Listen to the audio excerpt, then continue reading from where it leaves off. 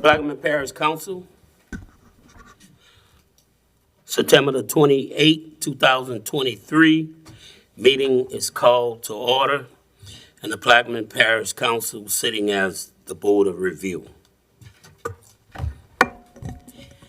Item number 1 under oil and gas, T. Parker Host, United Bulk, assessment number B030000. The assessment amount is $90,798,790.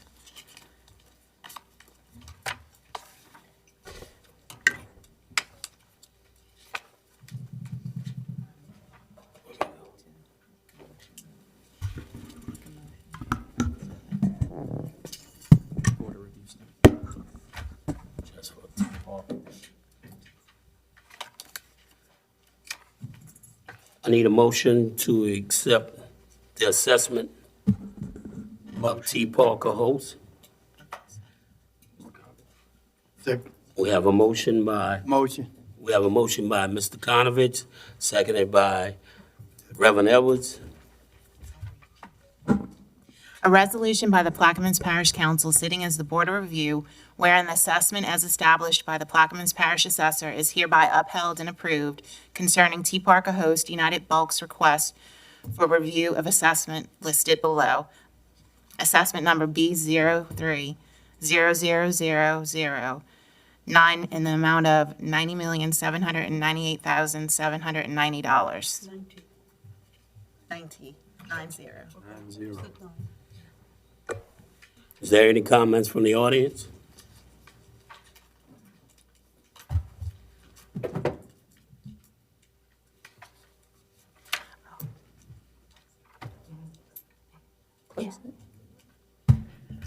Good afternoon. I'm Sarah Taylor, the assessor for Plaquemines Parish. Under Louisiana law, the assessor is responsible for listing and assessing all taxable property within the parish at its fair market value. Every assessment under appeal must first be reviewed by the local Board of Review. If either the taxpayer or the assessor is dissatisfied with the result of this hearing, either party has the option to appeal to the Louisiana Tax Commission. So the first set of appeals that you're hearing right now are 2 industrial properties and oil and gas. The values were derived in accordance with the Louisiana Tax Commission's rules and regulations. The assessments are presumed to be correct, and the burden of proving otherwise is on the taxpayer. Historically, these taxpayers appealing oil and gas and industrial properties have waived their right to testify orally before the Board of Review. It's based on a standing agreement between the assessor and the companies. I'm going to read that agreement now for the record.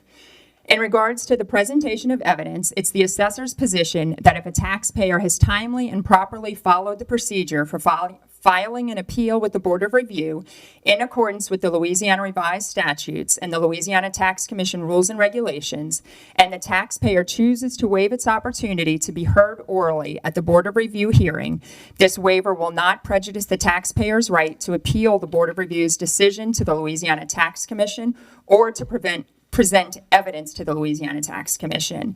So I respectfully request that you uphold the assessed values of all the oil and gas and industrial properties that are before you today. So that'll be my only comment. If you have questions regarding the process, let me know. Anybody here representing T. Parker Host? You would like? Okay, no comment. Any comment from any other more comments from the audience? From the table? Administration? Machines is open.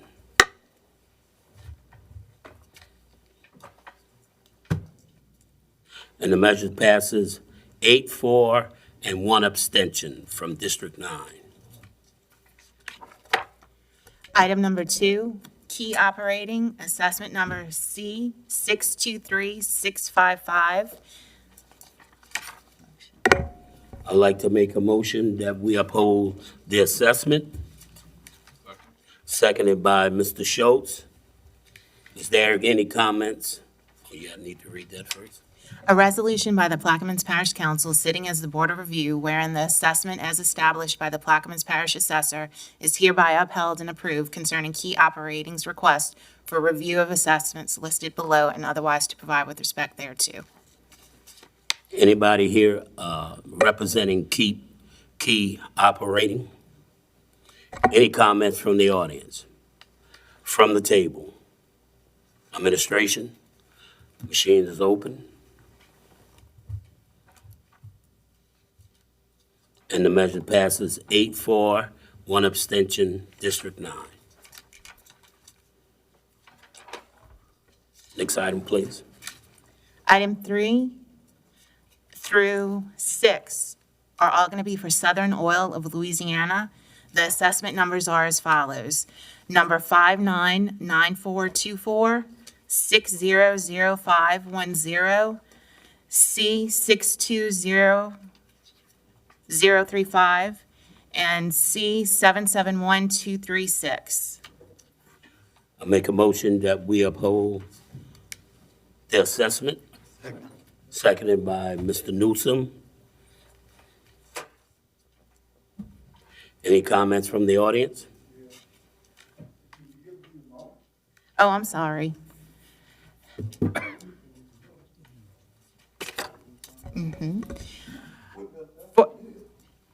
For C599424, the assessed value is $12,075,060. For C600510, the assessment is $76,584,240. For C620035, the assessment is $4,236,730. And for assessment C771236, the assessment is in the amount of $4,560,571. You're welcome. Any comments? Any more comments from the audience? From the table? Administration? Machines are open.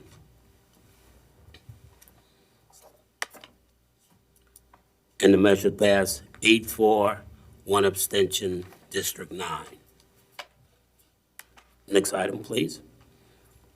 The next one is item 7, Texas Petroleum Investment Company, assessment number C003500. And the assessed amount is $1,444,478,600. I make a motion that we uphold the assessed value. Second. Seconded by Mr. Juritich. Any comments from the audience? From the table? Administration? Machines are open.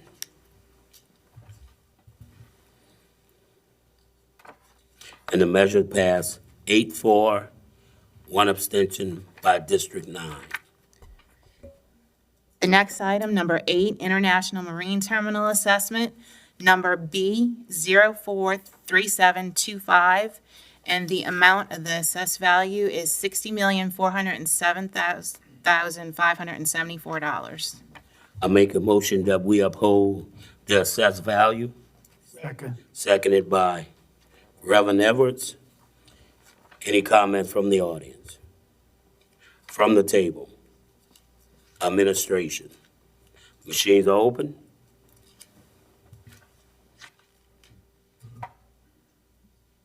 And the measure passes 8-4, 1 abstention, District 9. The final assessment under oil and gas, number 9, Locks LLC, assessment number C626427. And the assessed, this is not the right one. The assessed value is $326,240. I make a motion that we uphold the assessed value. Seconded by Mr. Schultz. Is there any comments from the audience? From the table? Administration? Machines are open.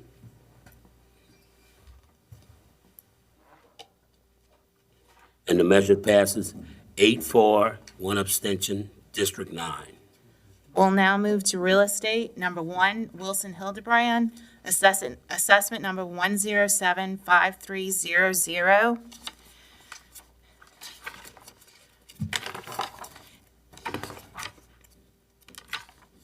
And the assessed value is $120,000.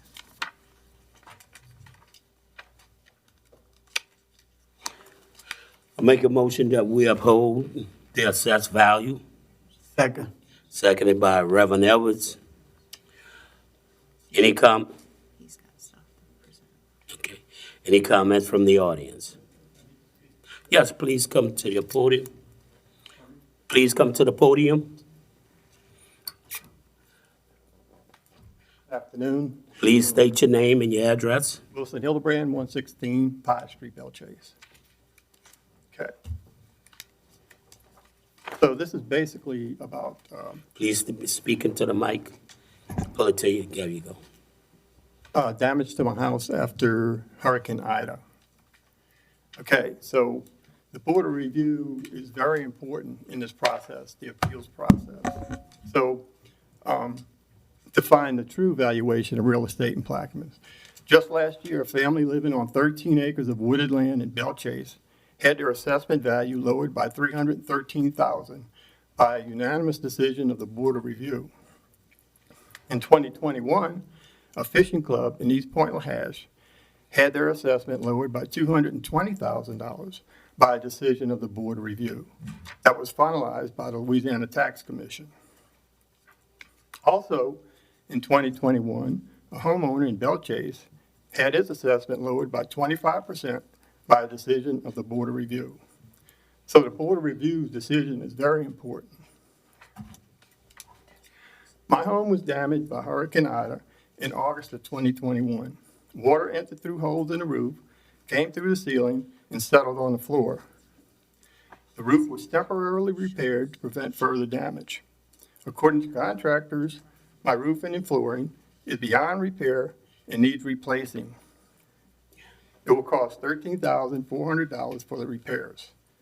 Temporary repairs were also done to sheetrock on the ceilings.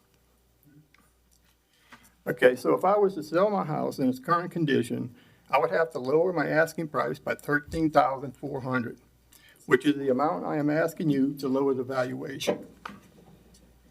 My home without any damage is valued by the assessor at $120,000. So the value I am asking from you is $106,600. Assessors in neighboring parishes that were affected by Ida's lowered their assessments in response to the devastating effects of the storm. Some of the assessors lowered rates parish-wide, whether properties were damaged or not. For example, Jefferson Parish made mass reductions in assessments in Lafitte, Crown Point, and Barrett-Terrier. Orleans Parish made 5% reduction on all residential properties. Lafourche Parish reduced all residential properties by a minimum of 15%. Terrebonne Parish reduced all residential structures by 10%, commercial structures by 15%, and camps by 20% if they were damaged or not. Excuse me.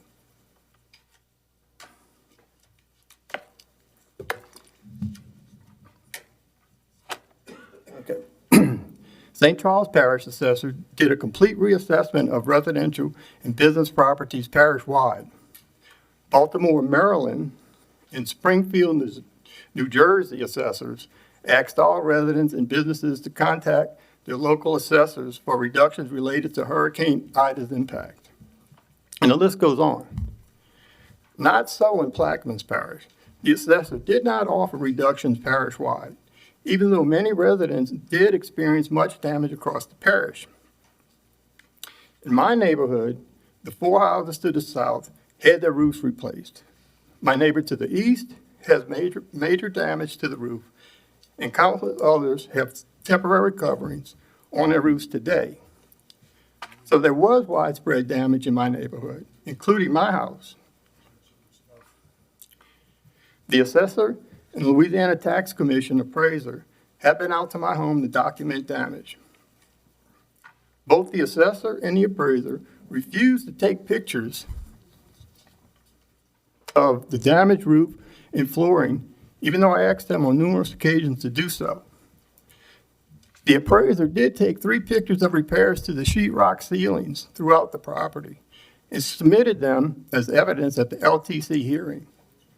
Now, how is it that pictures of repairs to damaged ceilings were submitted and not pictures of damaged roofing and damaged flooring? Surely, water had to come through the roof to damage the ceilings, and then the water surely would end up on the floor. Okay.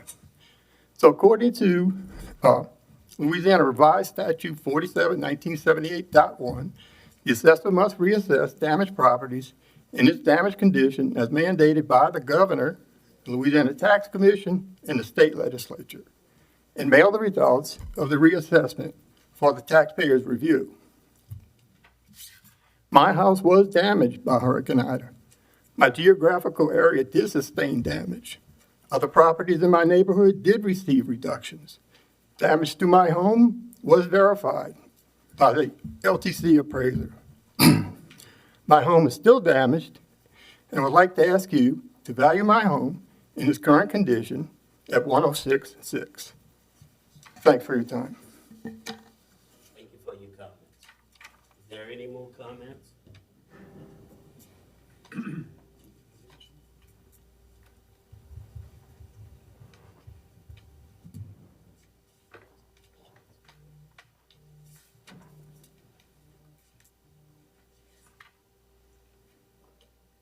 Thank you. The responsibility of the council acting as Board of Review is to determine the validity of the assessment using recognized appraisal techniques. These appraisal techniques include the cost approach, the income approach, and most commonly used in real estate is the sales comparison approach. The approach to value relies on the practice of gathering sales located in similar and competing market areas during a determined time frame and predicting the most probable price a property would bring in an open market. In this case, that date is January 1 of 2019, as mandated by the Tax Commission. In order to give you the opportunity to adequately review the information, I provided you guys with the sales used to support the value assigned to 116 Pye Street during the 2020 reassessment year. Also included in that was the evidence used to successfully dismiss the $120,000 value during the 2020 tax year. Today, Mr. Hildebrand is requesting a further reduction based on revised statute 1978.1. This statute reads that the assessor shall consider and determine the fair market value in its damaged condition. To this argument, I provided you all the sales in the immediate market area since Hurricane Ida, so approximately 2 years worth of sales. This serves as evidence that I both considered the post-Ida value and determined that a value of $120,000 remains lower than any and all sales within the immediate market area. As a matter of fact, the residence next door at 114 Pye Street sold for $252,000. The pictures were provided to you, and the realtor listing sheet notes that the age of the roof is unknown. So that property sold for $250,000 without a new roof, and in its kind of original condition. You can see the pictures for yourself. The statute does not require that I lower the value by the amount of the estimates provided by the owner. Finally, this same appeal with the same argument was brought before the Board of Review last year and was denied. It was further appealed to the Louisiana Tax Commission and was denied. Mr. Hildebrand then filed a lawsuit against our office making the same argument. After a hearing, Judge Clement also rejected Mr. Hildebrand's argument and dismissed the lawsuit with prejudice. I am respectfully requesting that you uphold the value of $120,000 for tax year 2023. Thank you. Mr. George? Ms. Taylor, is Mr. Hildebrand currently living in his house? As far as I know, he has homestead exemption, yes. Oh, okay. I mean, Does Mr. Hildebrand intend to sell his house for whatever amount he's asking for? Come up, Can you please? come up.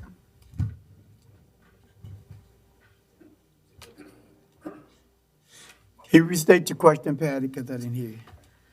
Does Mr. Hildebrand intend to sell his house? Okay. And for what amount? Pardon me? Do you intend to sell your house now? no, never. And for what amount? Never. If you sold it now, what would you sell it for? I'm not gonna sell it. If you sold it now, what would you sell it for?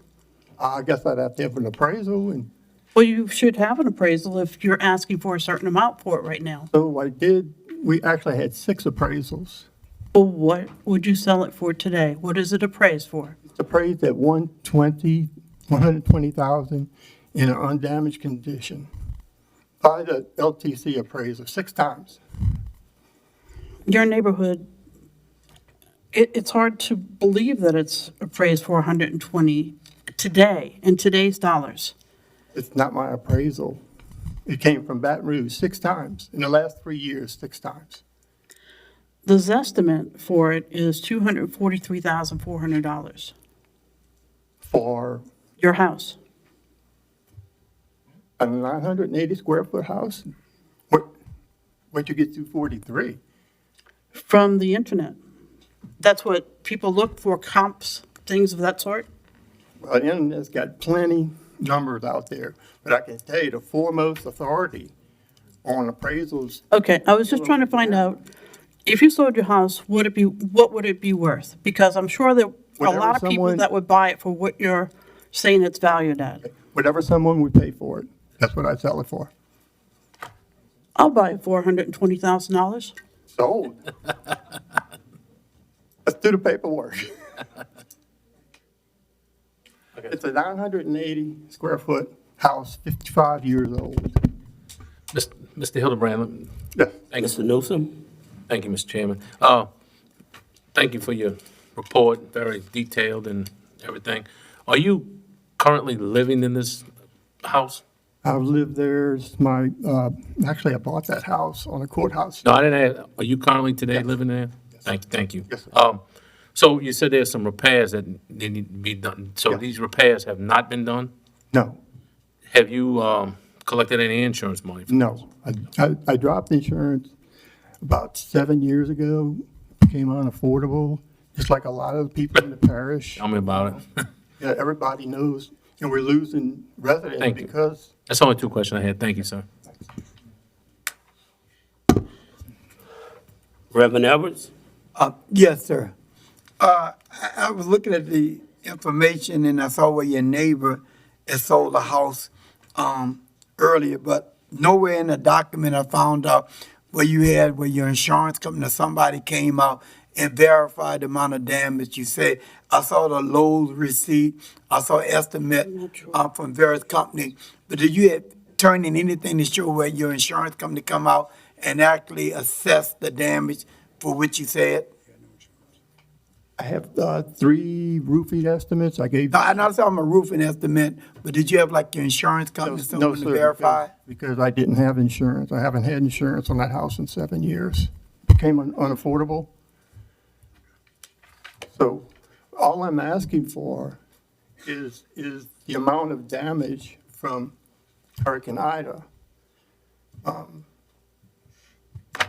If I had insurance, then we wouldn't be here today. It had been repaired. So whenever I get around to repairing it, I'm saving up for it, then the assessment value can go back up. So I'm looking for just a temporary adjustment until repairs can be made. One other question. My understanding that when the Board of Review came against you in 20, when it was $510, you came to this council, and this council agreed with you and reduced it to the 120. Am I right about that? And then again in 2022. So, and it was 319, and then it was 317. So how much more are you trying to get, because the parish, this council agreed with you and reduced it in 2021 from 510 to 319? So I'm not trying to get anything. I'm just trying to apply the law as it's stated, that in parishes that were declared as an emergency during events such as a hurricane, have to follow certain procedures. And one of them is to reassess the properties in damaged condition. So I'm just trying to apply the law to reduce the valuation on a temporary basis. Which mean you get a reduction, you went out, you'd be paying less to the, assessor's office. You want to get less than $317. But 70 mills. You're trying to get a reduce of the amount of your money you paid. That's the Yes, bottom yes. line, right? So approximately 13,000 at 70 mills is about $94 in a tax bill. So to put that in perspective, the assessor's office has already spent over $2,200 on legal fees on this case. So even if they win, it's going to take 22 years for the parish to recoup just the legal fees. I was never offered any kind of bargain or anything. It was always, no, we're not going to do it. So what I'm asking y'all to do is just enforce the existing laws, the statute that says it has to be reassessed in its damaged condition. Any more comments from the table? Mr. Schultz? Yes, can you get, how many square feet is your house? 980. Okay, that's what I thought you said. So I'm looking at the sales of all these, and if you take 980 and the average of all these sales of surrounding property in good condition, it comes out to $150,000 for a 980 square foot house. So even if you subtract the 13,000 that you're asking for, you're still below what I think is that. And then you keep saying, apply the law, but you appealed this last year and the Louisiana Tax Commission upheld that. So I would think if we were breaking the law, that they would have overturned it then, but they upheld it and they're responsible for following the law as well. So I just want to hear what your comments are about that. Okay, that was then. This is now. We have a new council, okay? And hopefully y'all will see the law for what it is, because if we don't apply the law here and now, I mean, it might be someone could run 10 red lights and you We're don't not enforce attorneys. that. But what I'm asking is, if we didn't apply the law last year and you appealed it, but it was upheld at the Louisiana Tax Commission, then are you saying they did not follow the law either? No, if you look at the video from the tax commission, I didn't have any supporting evidence. In other words, I didn't get the evidence in time before the trial. It's actually an administrative trial. So I didn't get the evidence there in time. So if you look at the decision, what it came down to was I didn't supply the estimates that y'all have. And he dismissed it on that grounds, not because the house wasn't damaged and not because the law didn't apply, but because you needed the supporting documentation. That's just the way they rule. Okay. The follow-up to that question is one other looking, we're now September 23. All the quotes you are providing are from 3/22, December 21, which would have been before this time last year. So why didn't you have that information for the trial with the Louisiana Tax Commission?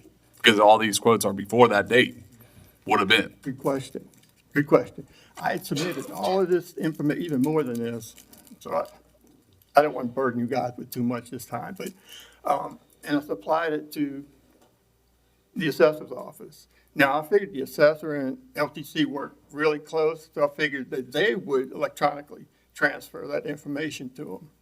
Apparently, that didn't happen, and that was the ruling from LTC was because the supporting documentation wasn't there.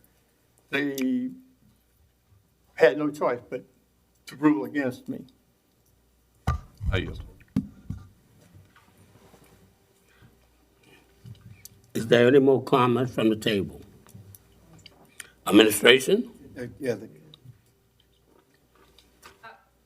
just like to clarify a couple of things, please.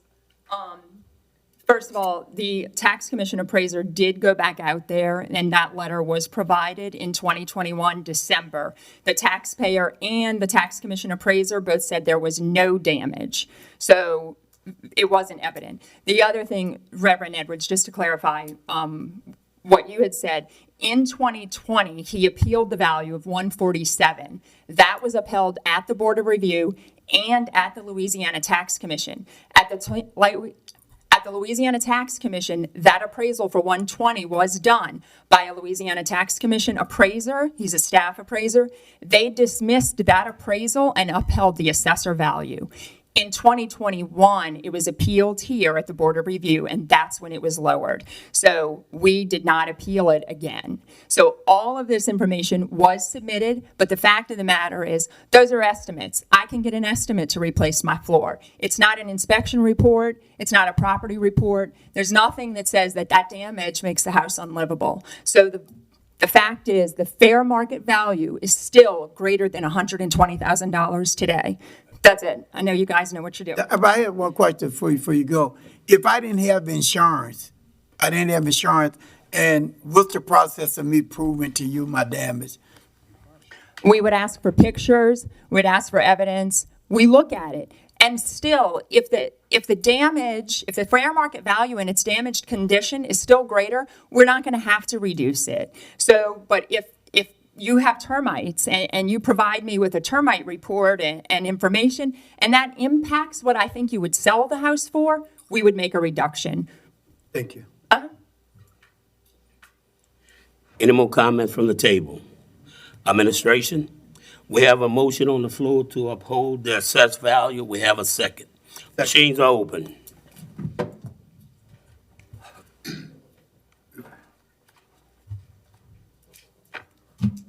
And the measure passes unanimously, 9-0. Y'all want to take a 5-minute break after this? Okay, all right. We'll move to item number 2, please. Right here. 2A, executive. Executive session pursuant to LRS 4217A2 for the purpose of receiving attorney-client privileged information regarding potential prospective litigation related to possible floodplain management violations. Attorney Joseph McReynolds, Councilmember LaFrance. I so offered. We have a seconded by Mr. Konovich. Machines are open.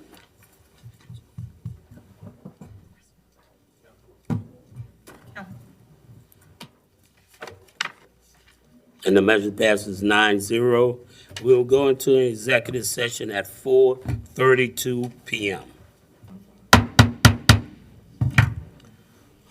We will return from executive session at 5:08 p.m. No final or binding decision was made in executive session. We'll move to the next item, please. 3, proclamations, there are none. 4, status report by the parish president. Mr. President? Let me turn on it. Still a lot of moving parts with the saltwater intrusion that we've been dealing with since June the 19th. We did spend a few days up in D.C. last week with Parish President Cynthia Shang and Gretna City Mayor Ms. Belinda Constance.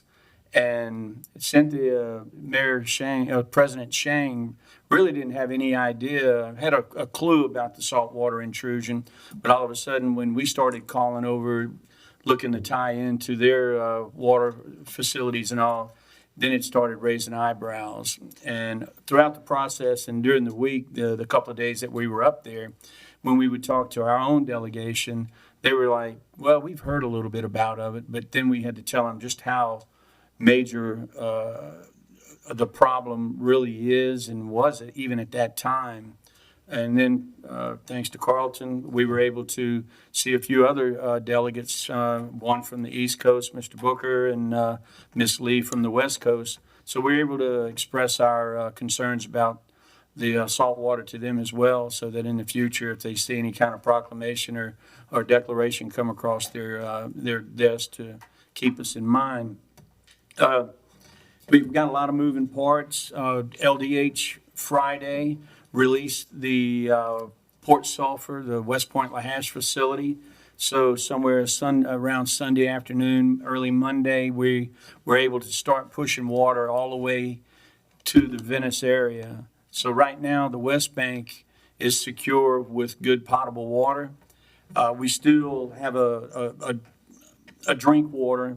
We want to make sure that everything is okay, and we're going to continue to distribute water, from the Empire Bridge to Venice, both at the Buras Firehouse and the Venice Firehouse. So with that, we're also positioning the reverse osmosis machines at Boothville. We're going to be putting a system in Port Sulphur. We're going to be putting systems in Belle Chase. We are putting a system in today in Point Lahash. It's being installed as we speak right now, and we will be putting a system in Dalcor. We're also, reservoir barges are being delivered to the Port Sulphur facility, the Point Lahash facility, the Dalcor facility, and the Belle Chase facility. And the Corps will be delivering river water from up north to those reservoir barges. And starting Sunday, they will be able to start delivering water to the Port Sulphur facility, Point Lahash on Monday, Belle Chase on the 4th, and then Dalcor on the 9th. And this is in progression as to how the salt water is creeping up the river right there. The federal government did the declaration yesterday, which does open the doors up. We've got a lot of mitigation. We want to go ahead and we want to get everything in place right now, focus on that here in the next week or so, or a couple of weeks, get our systems to where we've got potable water and everything somewhat as best under control as possible. And then from there, we're going to start the mitigation factor. We're going to have to do some serious assessments from the Empire Bridge down to Venice and from Phoenix to Bohemia, because those two areas have been mostly affected by this saltwater intrusion, especially the Empire to Venice area, because like we're saying, that's the area that has been seriously affected. Not only do we want to focus on the government's assets, but we need to, we're going to have to come up with a plan to be able to talk with our residents. And we will come up with a plan, and we will be talking with the Corps, with FEMA and all, to see how to mitigate any kind of problems that this salt water has and what it has caused for our residents of these areas right there. We've got our residents on the north side of the canal in the Belle Chase area. Was able to have a discussion with one of the ladies that live in the district there. They were just concerned because, they hear us using the water from Jefferson Parish, and they were concerned is that when all of a sudden Jefferson Parish gets the saltwater intrusion, they're inundated with it, what happens to them? I just want to assure that the residents on the north side of the canal, the reason we're using that water right now is because we are trying to take as much pressure off of the Belle Chase facility as possible, because we are pushing this water. At one time, we were trying to push water from Belle Chase all the way to Venice. But now that we've got that facility up and running in Port Sulphur, that's taken a lot of pressure off of us. But at the same time, we're continuing to use the water from Jefferson Parish, and we will continue until somewhere around October the 25th or a little bit beforehand, we will turn that water down. Same with water that we're getting from Orleans Parish on the backside off of Woodland Highway. The same thing. As soon as the water inundates the Algiers facility, we'll turn that valve off, and then we'll be dependent on solely the Belle Chase facility and the Port Sulphur facility. In the future, now that we're under this federal declaration, like I said a few minutes ago, we are going to do a serious assessment of all of our facilities, our water lines. We have to see what our needs are now, and we also need to see the future as well. Because what we have to do is we have to position ourselves in Plaquemines Parish with what you're seeing in the middle of the parish along the Highway 23 corridor when you go from Laura Seat to the St. Jude jump. That is a major, major industrial corridor that's going through there right now. So we're going to explore, and I'm going to be working with the Port of Plaquemines, and we're going to be working heavily together to come up with a solution so that in the future, when this saltwater intrusion happens, because I do believe we all know that this is going to be a continuing problem that we may have from now on. This is going to be an ongoing problem. So we need to mitigate it now. We need to mitigate it for the future so that in the future, you won't even know it's happening. So that's what I've got to say on that right there. One other thing, on a happy note, on a good note, is just last week, I don't know if I've mentioned this to anyone, but we have received or will be receiving a $13.7 million grant. It's a grant from the federal government to complete the Medal of Honor Park, which will be outside of the entrance, the new entrance to the Naval Air Station. So that's what, about 18 months? I mean, it's going to be a process that's going to take us through 2025 right there by the time, we go through the finalizing the grant to the completion of the construction and all that right there. So that's a good thing right there. But know that this water situation, we have been working diligently. We've had a plan from the very beginning as to what we have been working on and what we've been doing. Our plan did work. But because of the drought, we experienced an extensive and a large amount of waterline breaks. At one time, somewhere around the middle of August, we were able to push water from Belle Chase all the way to Venice with the booster station that we created in the Alliance area, and we were also we kept boosting the water down. But because of the drought and the amount of waterline breaks that we experienced, we had to back off of that, and we had to start using the salt water in the Boothville Venice plant, which brought back the salt water to that community right there. So that plan did work, but because of the waterline breaks and the fact that the salt water keeps creeping up the river, it has just brought on obstacle upon obstacle upon obstacle. And we have been able to deal with it, and we're working with it. And now, unfortunately, it has crept up to where it's going to affect Jefferson Parish, Orleans Parish, and St. Bernard Parish. That's a tough situation right there.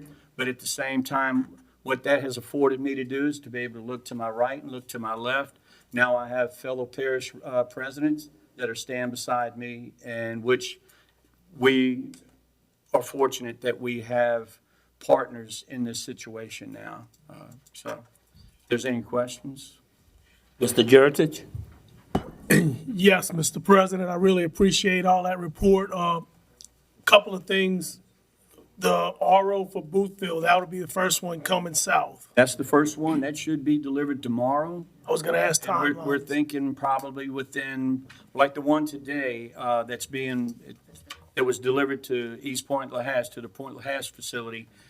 They're looking at having that up and running by Wednesday. So the Boothville RO, if it's here tomorrow or Saturday, so give it about 4 days. So it should be up and running probably by next Wednesday or Thursday, at least by the end of the week. But we're going to continue to push the water down from Port Sulphur. So you're not gonna crank, you're not gonna Oh, we're gonna crank it up. Gonna crank it up? You're gonna start making water? We're gonna in start Boothville, making water in Boothville, Venice. Or you're just gonna use Port Sulphur to help blend it? We'll blend it. Yeah, as the water comes down, it'll all be blended together and all that. Okay, and Port Sulphur, you're gonna be getting 2 ROs? We're gonna be pushing out and making them 1 million a day in the Boothville Venice facility. In Port Sulphur, we're gonna push and blend and make 2 million gallons a day.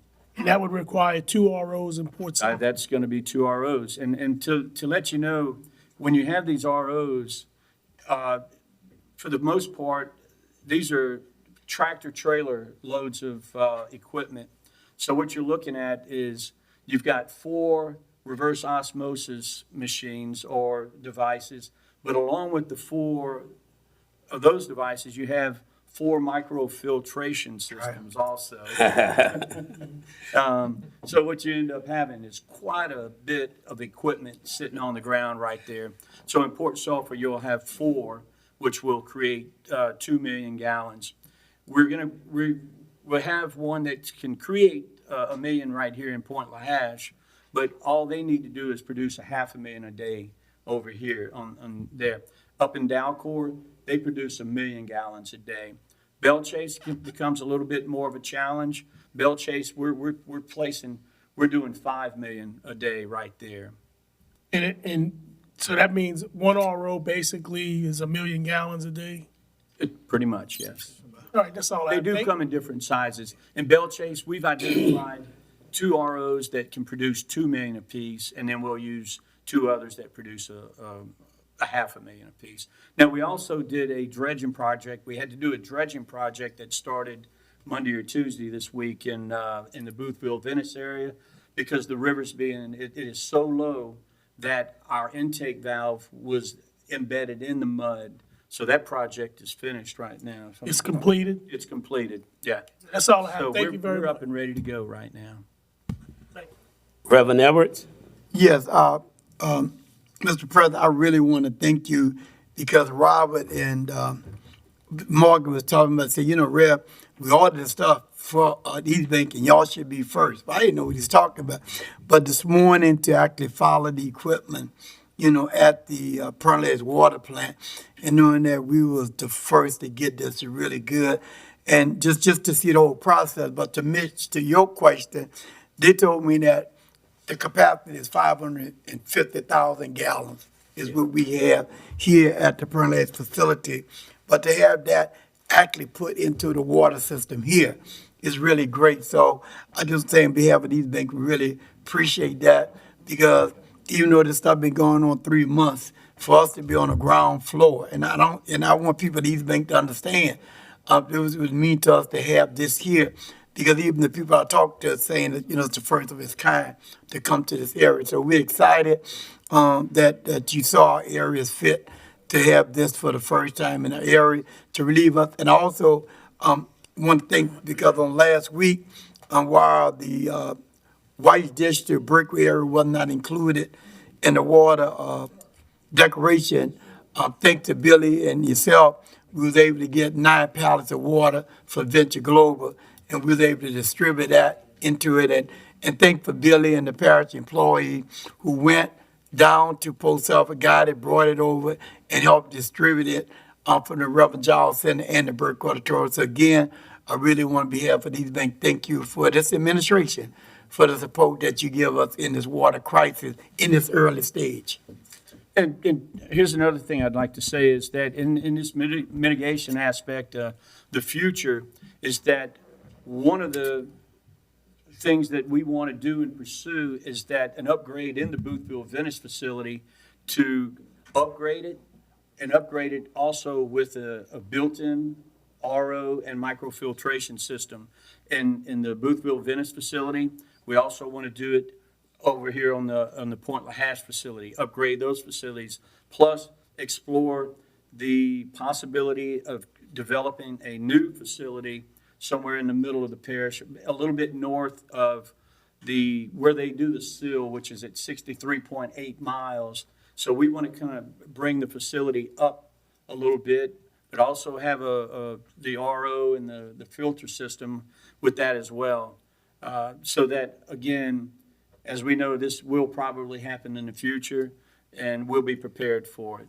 And the governor, from the very beginning, and this is why we chose to do the booster station and to put the Port Sulphur facility back online, is because he was asking us to say, hey, look, let's not just spend money on temporary fixes.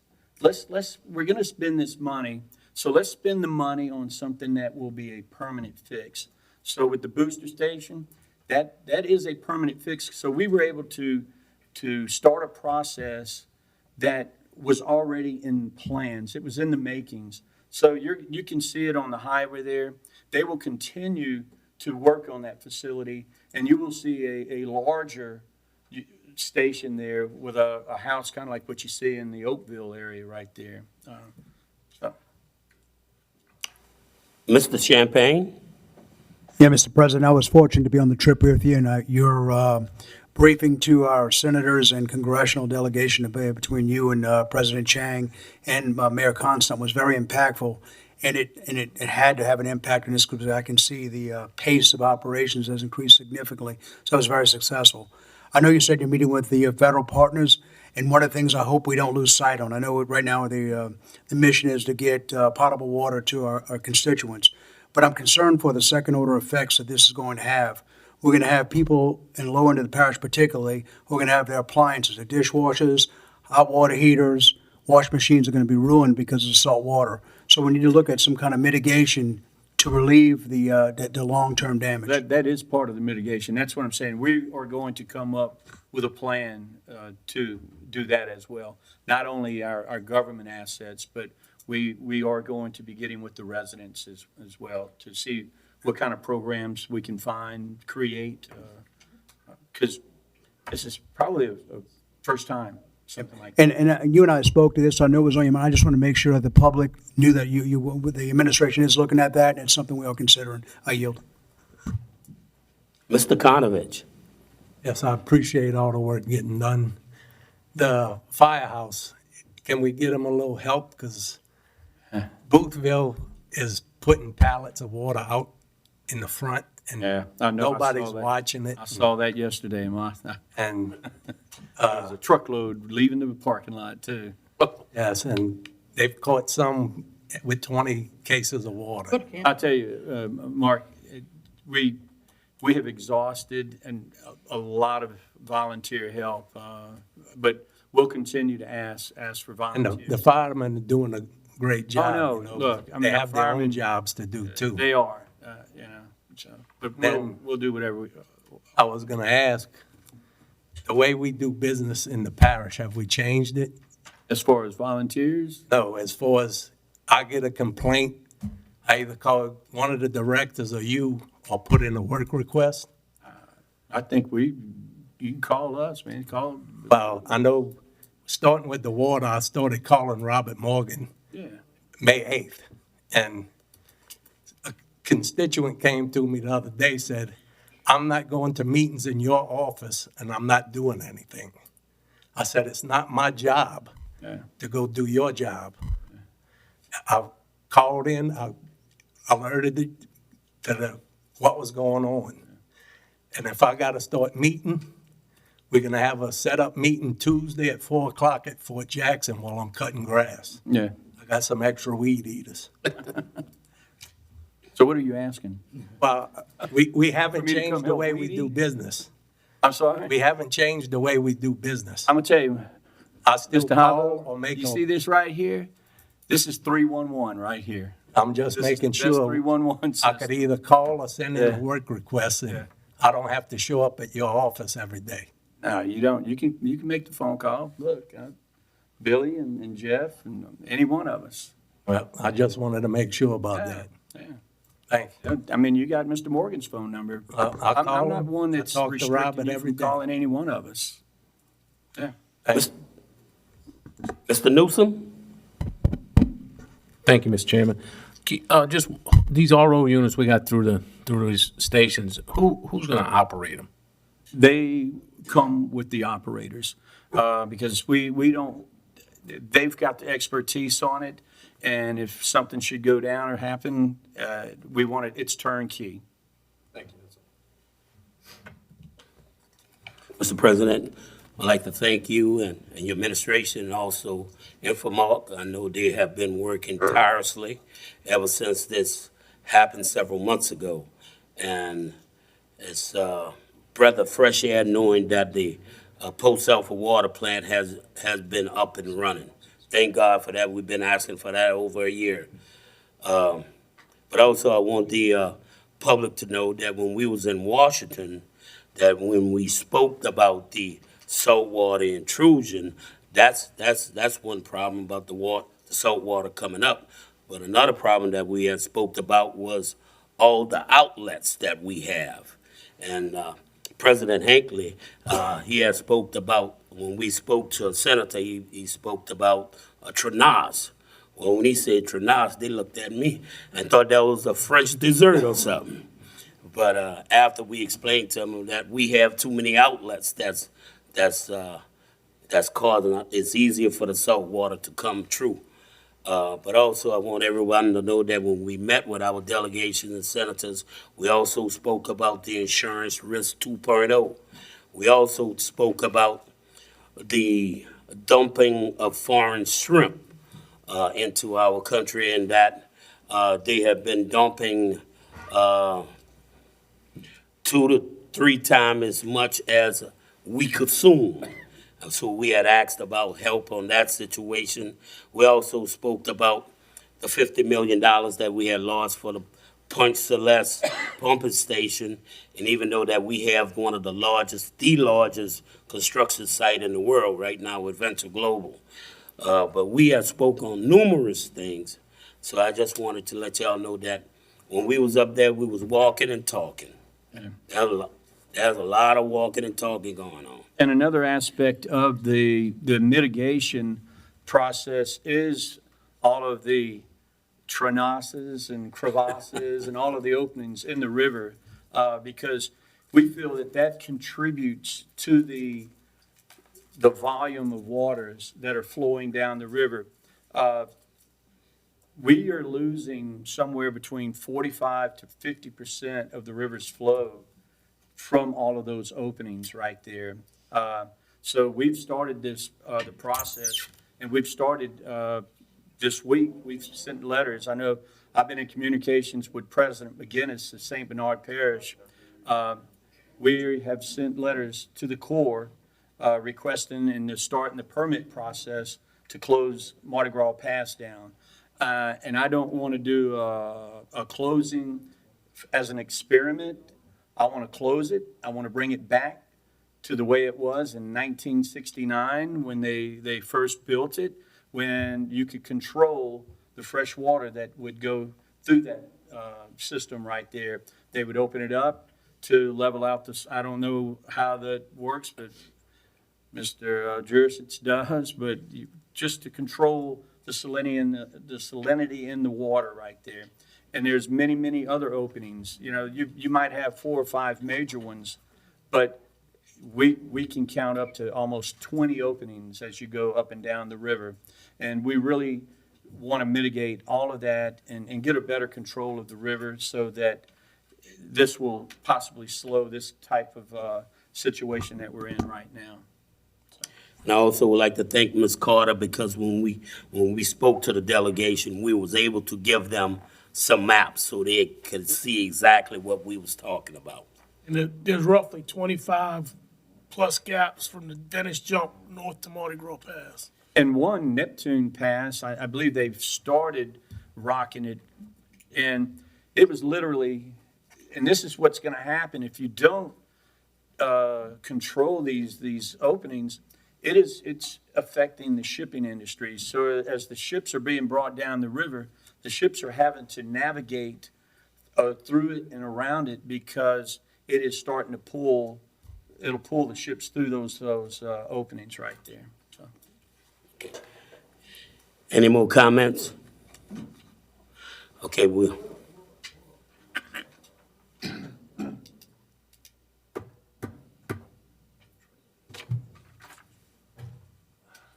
President, you say you plan on having some public meetings in Delkey about this in the near future?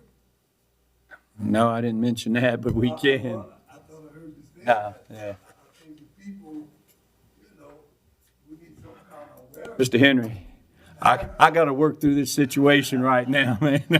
We've been going from 6 to 6 and later every day, so, yeah, But, a lot of people. yeah. They all think we are little. This is a bigger community and, a lot of people are on edge, they don't know which way to go on this, you know what I'm saying? So we need some kind of reliance, some kind of, Look, I don't mind having, I would be happy and I will conduct and have a public meeting for you for information, okay? But you know how our public meetings can go sometimes, It's like, we don't run from it. something that, Yeah. I would be glad if you could do something like We can do that, yeah, yeah. that. Thank you, sir. All right. Thank you. We'll move to the next item, please. 4A, update by charter directors. Good evening.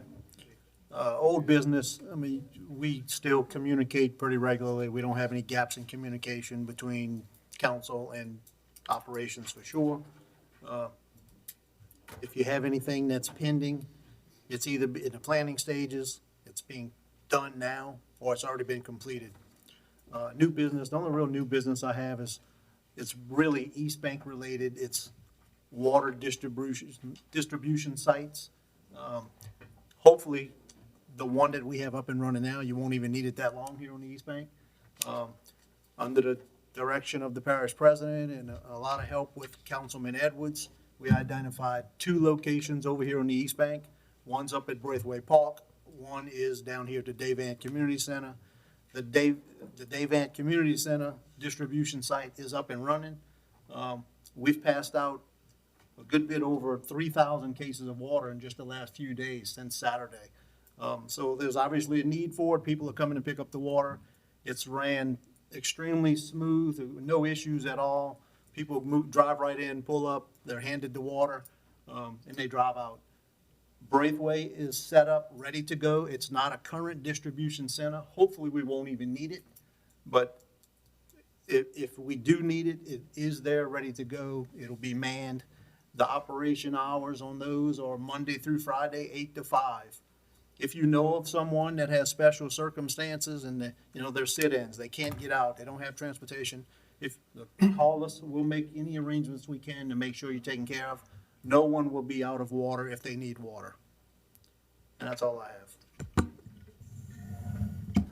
Forgot to ask you yesterday, but, did they ever do Tidewater Road? Or they coming? No, not yet. I just want to echo what Billy says. I'm always available. Y'all all have my phone number. Call with any concerns, any questions. We've seen a decrease for the month of September in the number of water breaks. August was a ridiculous month for water breaks.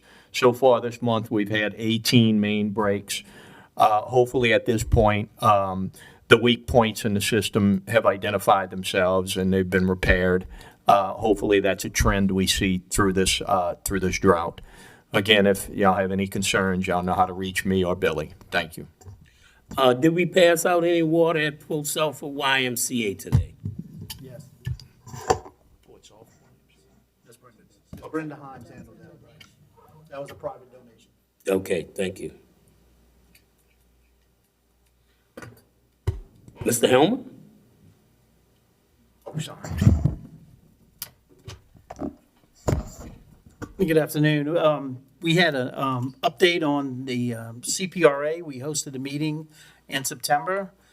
They brought some information concerning the Mid-Breton timeline and the impacts and the mitigation that they will be having meetings soon. They have X amount of dollars, provided you with the packets that'll show you the fisheries mitigation is up to $10 million. Now, there is mitigation for the dolphins that I just got confirmation. That's over $60 million they're going to put into a study. I'm not sure what they're going to do with all the rest. Now, I'm just passing this information on. We still sit in opposition of this project. Because of the devastation and the impact it will have.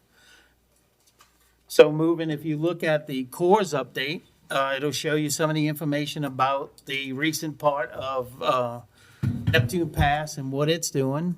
And then I also spoke this past week to the Oyster Task Force, confirming that we are working to close Mardi Gras Pass and provide all the information needed and put the original structure back as the president had referred to. And that's pretty much wraps that up. Mr. Jurich? Yes, you referenced the Mid-Breton, but I think you meant Mid-Barataria. Mid-Barataria. That's what I was All gonna right, say. because I was saying, I think, Mid-Barataria, yeah. if I'm not mistaken, isn't Mid-Breton being pushed aside now? From what I understand, Mid-Breton will go to a certain part of the design, and it's a wait and see. I don't believe the funding is going to be available for Mid-Breton. Mid-Barataria, this is the timeline, I'm sorry, for Mid-Barataria. It doesn't make any sense to keep spending money on it if you're not gonna do it. I agree. Yes, and I do appreciate you coming to the Oyster Task Force and you got out of there without a black eye. Thank you. We'll move to the next item, please. 5. Hold on. Lawrence. Get on the good foot, Mr. Lawrence.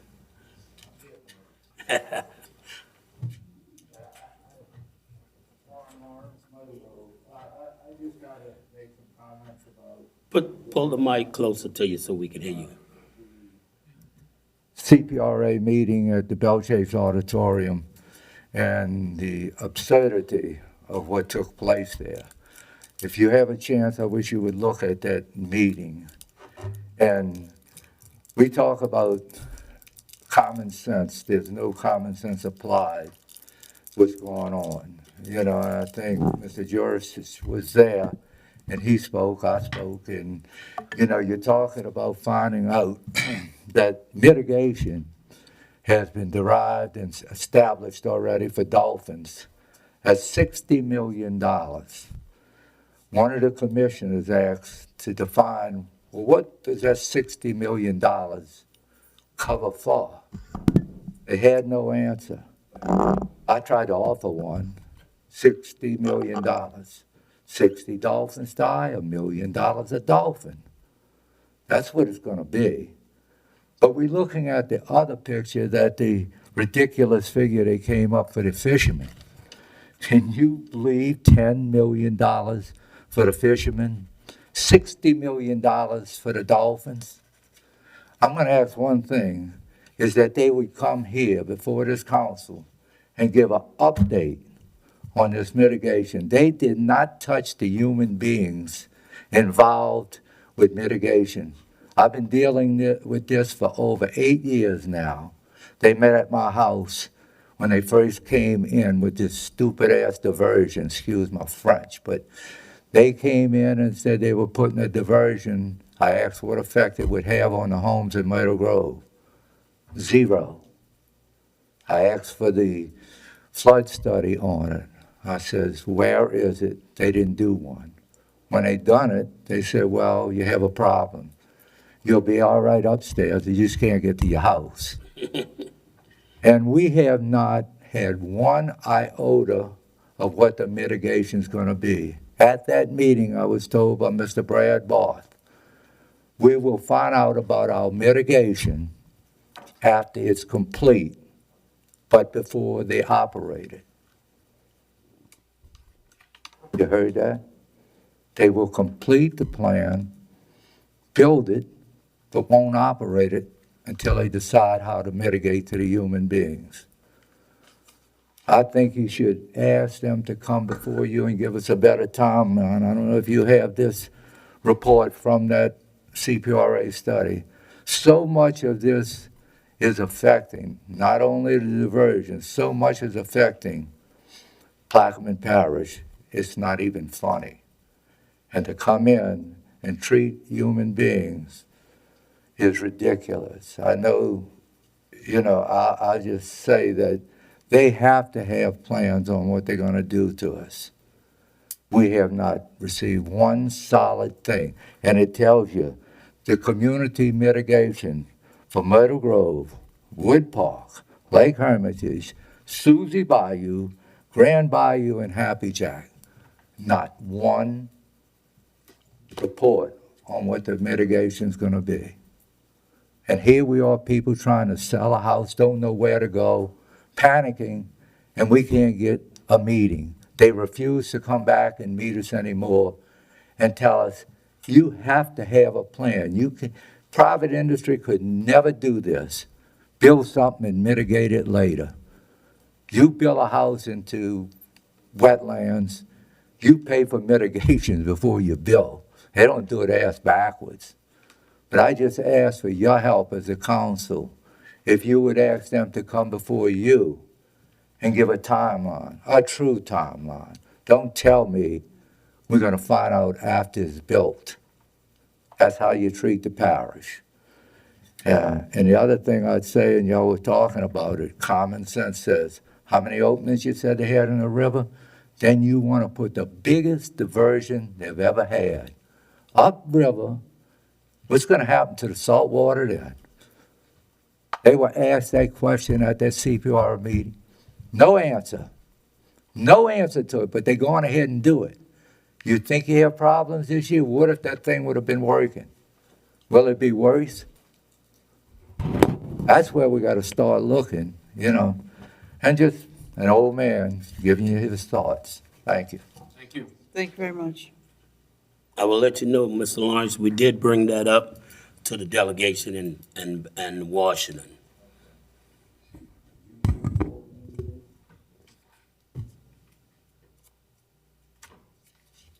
Thank you for your comments.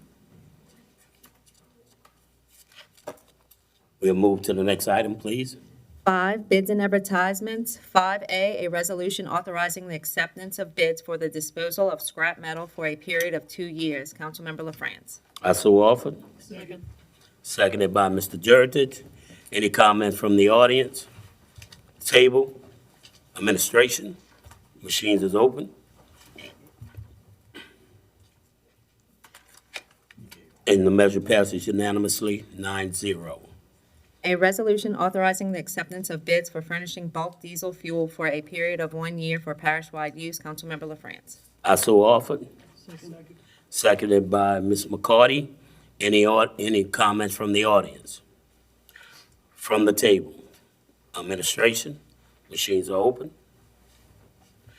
And the measure passes unanimously, 9-0. A resolution authorizing the acceptance of bids for furnishing oil, grease, lubes, etc. for a period of 6 months for use parish-wide. Councilmember LaFrance. I so offered. Seconded by Mr. Konovich. Any comments from the audience? From the table, administration, machines are open.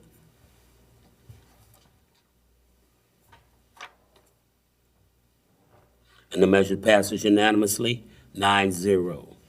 D, a resolution authorizing the purchasing agent to advertise for and dispose of surplus vehicles and equipment on an as-is basis through public auction conducted by Henderson Auctions. Councilmember LaFrance. I so offered. Seconded by Mr. Konovich. Any comments from the audience? From the table, administration, machine is open. Councilmember Edwards? Reverend Evans? I'm sorry. And the measure passes unanimously, 9-0. 6, beer and liquor licenses. Please key in if you have any. There are none. One for St. Thomas Catholic Church. That's the one you're talking about?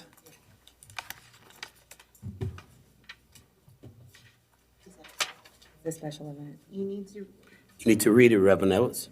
Oh, if I can find it.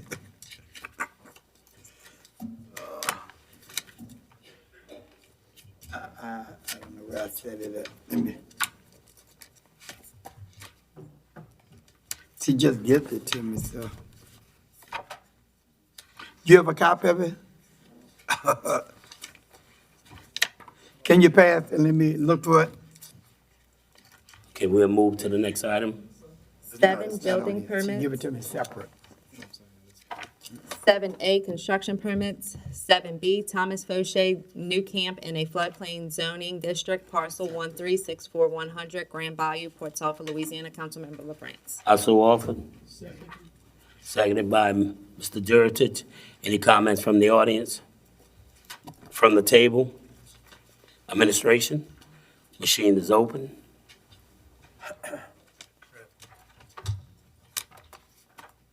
And the measure passes 9-0. We'll take we'll take C, D, and global. Buras RV Park 31432, Highway 11 LLC, Trailer Park Renewal 35948, Highway 11, Buras, Louisiana. Dave Massey, conditional approval for a trailer park 37094, Highway 23, Buras, Louisiana. Offer. We have a motion by Mr. Conovich, seconded by Mr. Jurich. Any comments from the audience? From the table? Administration? Machines are open.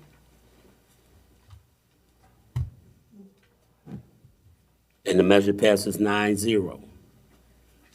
E Zen Farmland by Serenity LLC, business occupancy 3472-3486, Highway 39, Brathwaite, Louisiana. Councilmember Edwards. So move. We have a motion by Reverend Evans, seconded by Mr. Champagne. Any comments from the audience? From the table? Administration? Machines open. And the measure passes unanimously, 9-0. Next item. F, Belchase Middle School Dance Team, Celeste Taylor, application for gaming permit for 50/50 raffle to be held October 5th, 17th, and 24th of 2023. Councilmember Jurisic. Offer. We have a motion by Mr. Jurdich, seconded by Mr. Newsom. Any comments from the audience? From the table? Administration? Machines are open.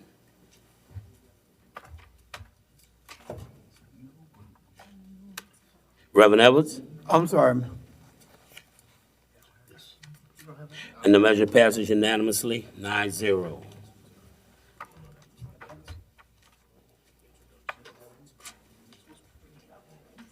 We'll move to approval of the agenda. We're going to take item 9-1 is deferred, 9-2 is deferred, 9-3 is deferred. And we have on the next page, 8B is withdrawn. B? B as in boy. 9B? Okay.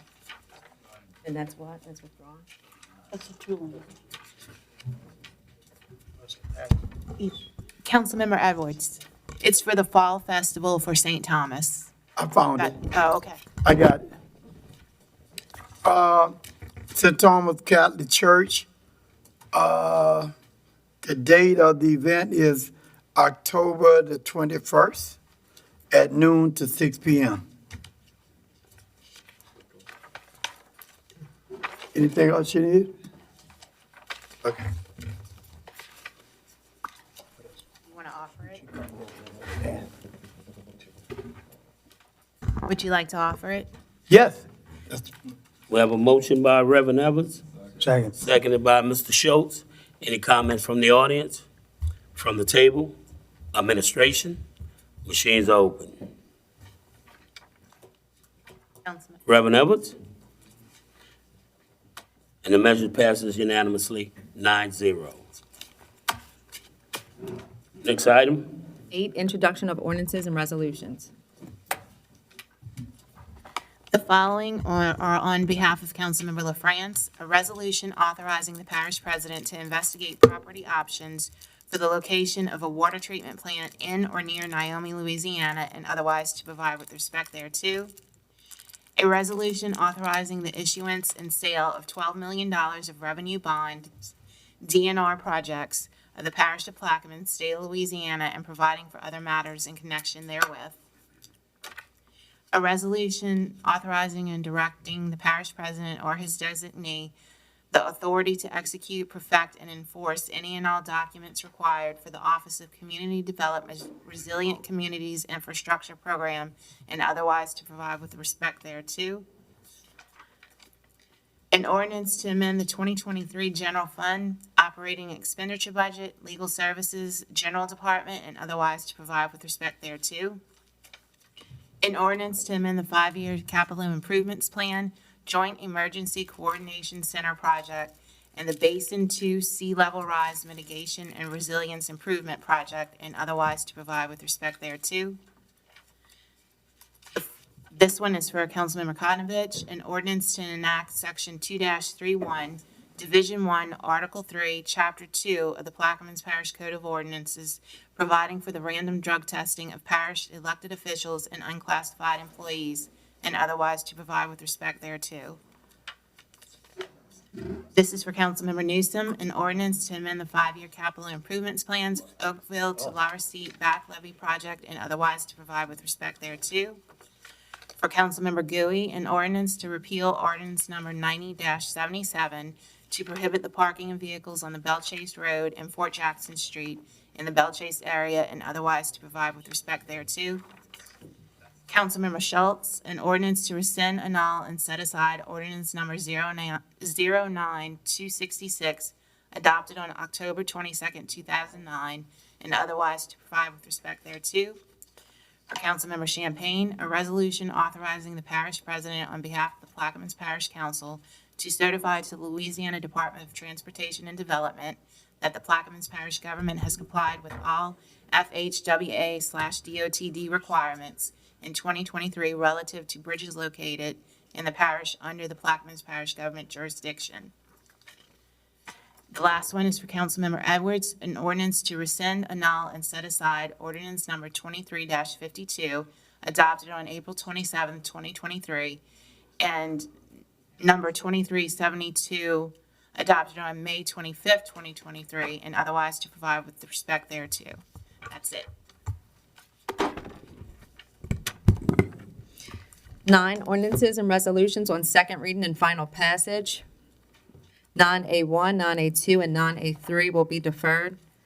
9A4, an ordinance approving a plan of re-subdivision of Lot M1 Jesuit Bend, Section 10, T15S R24E, Southeastern District of Louisiana, west of the Mississippi River, Plaquemines Parish, Louisiana, into lots M1A and M1B Jesuit Bend, Section 10, T15S R24E, Southeastern District of Louisiana, west of the Mississippi River, Plaquemines Parish, Louisiana, as shown on the plan and plat of survey by Dufresne Surveying and Engineering Incorporated dated June 15, 2023, the owner having fulfilled all the requirements of the subdivision and re-subdivision ordinance of the parish of Plaquemines without cost to the Plaquemines Parish government or the parish of Plaquemines, and otherwise to provide with respect thereto. Councilmember Newsom. Mr. Chairman, before we take this legislation, can we move to item J on the agenda? Let's go through this one, and then we'll go to item J. Okay. Well, I also offer an ask for a second. Second. I have a motion by Mr. Newsom, seconded by Mr. Jurtich. Is there any comments from the audience? What are we doing? Any comments from the table? Administration? Machines open.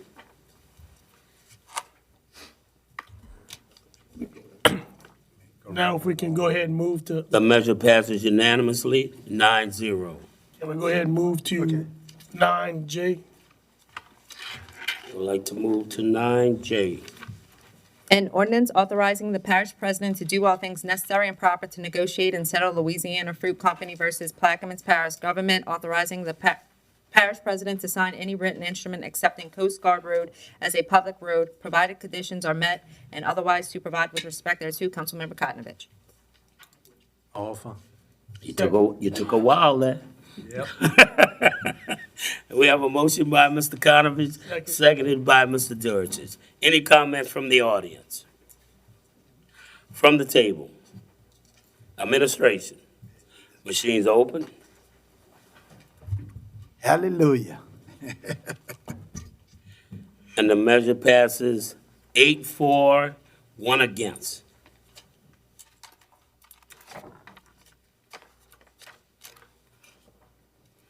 we go back to our agenda.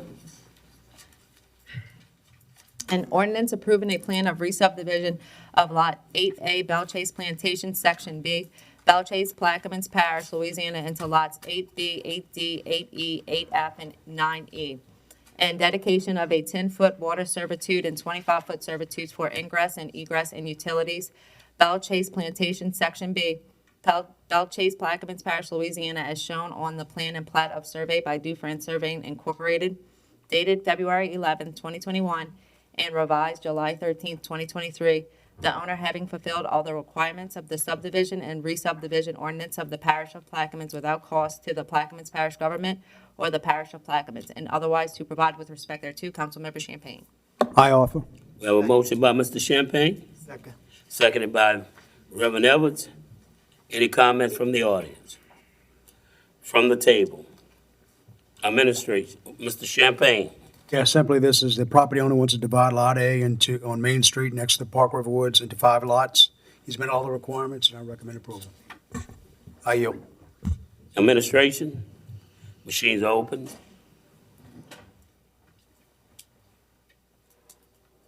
And the measure passes unanimously, 9-0. 6, an ordinance approving a plan of re-subdivision of Lot 9B, Belchase Plantation, Section B, Belchase, Plaquemines Parish, Louisiana, into lots 9F and 9G, and dedication of a 10-foot water servitude and 25-foot servitudes for ingress and egress and utilities, Belchase Plantation, Section B, Belchase, Plaquemines Parish, Louisiana, as shown on the plan and plat of survey by Dufresne Surveying Incorporated, dated March 24, 2022, and revised July 13, 2023.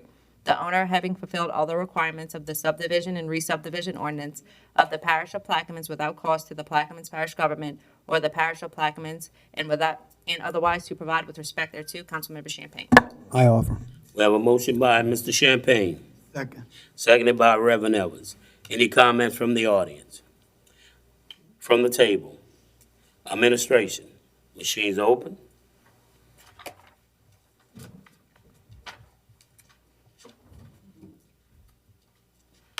And the measure passes unanimously, 9-0.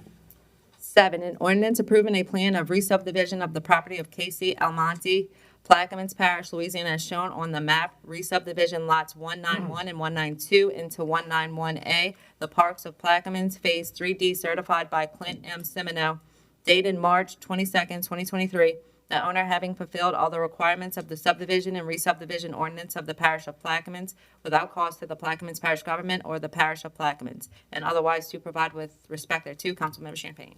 I offer. We have a motion by Mr. Champagne, Second. seconded by Reverend Edwards. Any comment from the audience? From the table? Administration, machines are open. Mr. Schultz? And the measure passes unanimously, 9-0.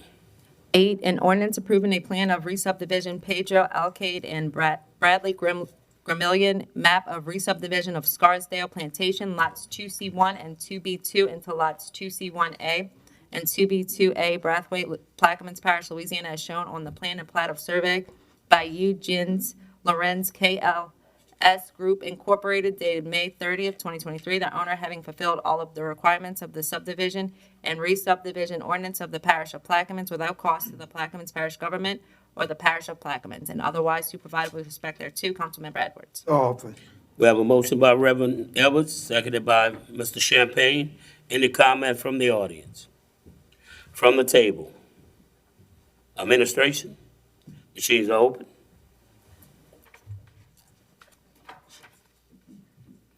And the measure passes unanimously, 9-0. B will be withdrawn. C, an ordinance to amend the 2023 manpower structure and otherwise to provide with respect thereto. Councilmember Jurisic. So offer. We have a motion by Mr. Juritic, Second. seconded by Mr. Conovich. Any comment from the audience? From the table? Administration, machines are open.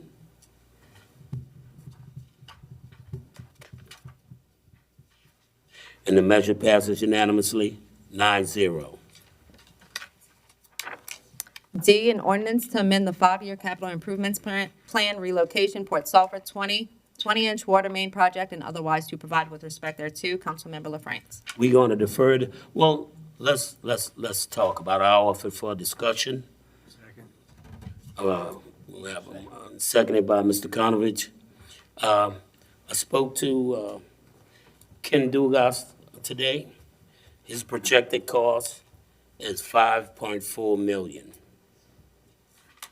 So that is the cost. All right, we'll defer it. E, a resolution authorizing and directing the parish president, W. Keith Hinckley, through the Finance Department to establish a special account in the Louisiana Asset Management Pool entitled Series 2023 Hurricane Recovery Note Proceeds Fund.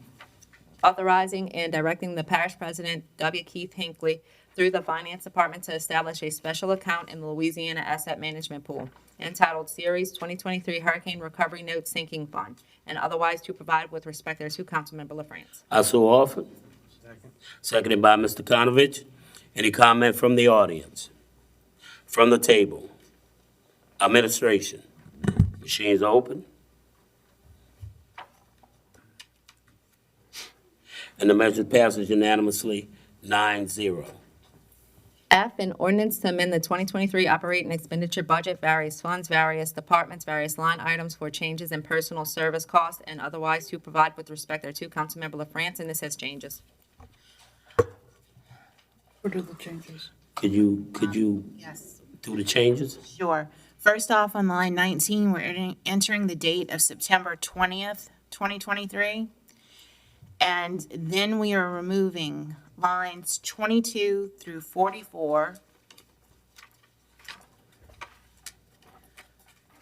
On the next page in section 1, on line 51, September 20th, 2023 is placed in there. In section 2, line 53 through 54, we have some language added. It's now shall read, it approves a 5% cost of living increase and special one-time salary adjustment to be granted to eligible unclassified employees and shall be effective at the same time as the merit increase for classified employees. In section 5, on lines 69 through 70, the language, the 5% cost of living increase for unclassified employees and other pay adjustments has been removed. And the language that has been added is in conformity with the Plaquemines Parish Civil Service Commission Resolution 23-01, and the remainder of that section has been removed. Then we are removing the entirety of section 6 and section 7, and that's all the changes. I so offer with changes. Second. Seconded by Mr. Konovich. Is there any comments from the audience?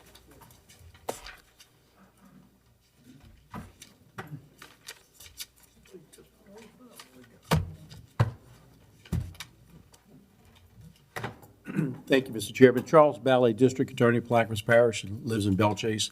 I just want to thank all of you folks for doing that, our employees.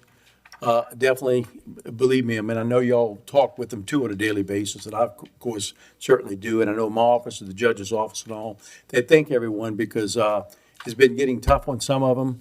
I know in my office alone, I've lost 4 employees that went other places and made like 25% more pay than they got here. And so it really is well-deserved. And I'm glad y'all doing it now and not waiting till just the end of the year, the budget year or something. They could use it for Christmas. I'm sure it's going to make it a lot better. So thank all of y'all very much. Thank you, Mr. Ballet, for those comments. Any more comments from the audience? From the table? Can I ask for one clarification? Yes, yes.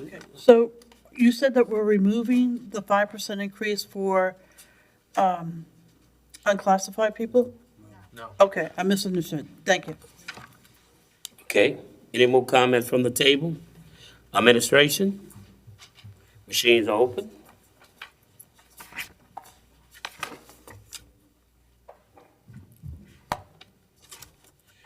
And the measure passes unanimously, 9-0. Ms. Taylor, I would like to thank you for working on this project. And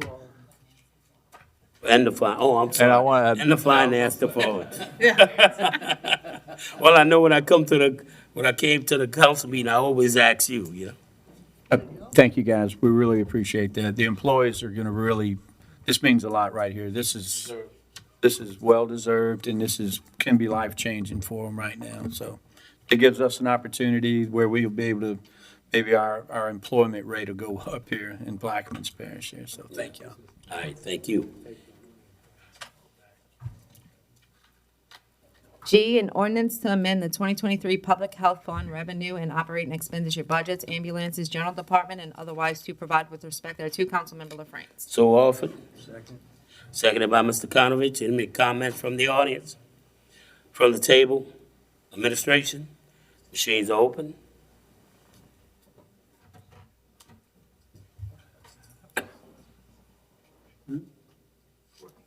And the measure passes unanimously, 9-0. H, a resolution establishing the dates, times, and places of public hearings on the proposed 2024 operating budget and on the proposed capital improvements budget covering a period of at least 5 years as submitted by the parish president to authorize the council secretary to place the necessary public notice in the Plaquemines Gazette pursuant to Section 702A and Section 705C of the Charter for Local Self-Government, Parish of Plaquemines, and otherwise provide with respect thereto. Councilmember LaFrance. So offered. Seconded by Mr. Conovich. Any comments? We need to fill in the blanks. Yes. On line 13, we're going to put the dates of November 13th, 14th, and 15th, 2023 at 9:30 a.m. Say again, 9:30. 9:30 a.m. And then it's just on line 16, it's going to be concluded on November 15th unless more time is needed. We finish early. Or we finished early, right? Also offered with changes. Second. Seconded by Reverend Edwards. Any comment from the audience? From the table? Administration? Machines are open.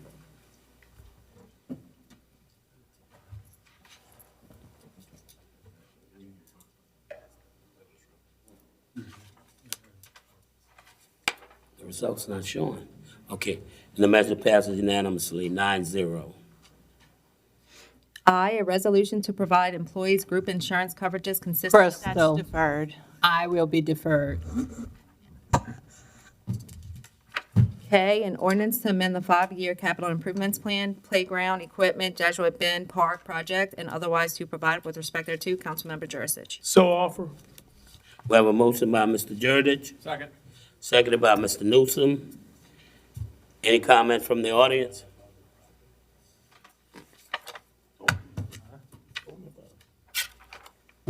It's for the kids. Oh, I know it is. I ain't got a problem with it. Putting it on their property. We own it. Clarence Brooks, 156 crossover lane, soon to be 156 in this camera lane. I don't know if I'm out of place or not, but there is other parks that need some work done in Plaquemines Parish. One down in Pernahash in the park. I went down there a couple of days ago. I tried to play some basketball with a young guy. That park is terrible. So I don't know if it's the parish park or what, but I'm gonna get with Billy or what's his name? Yeah, you give me. One of y'all two guys that during the week and see if we can get some money put in that park. And I beat that young man anyway. What is 3 seconds? How old was he? How old was he? 6, 5? You got him on the height. In a wheelchair.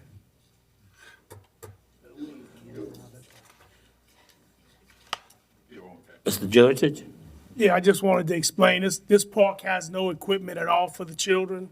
So this is to put up a playground for the kids. It has absolutely nothing for children right now, and they hold a few events around there. So a lot of people walk in the park, and they can bring their young children with them so they can have something to play on.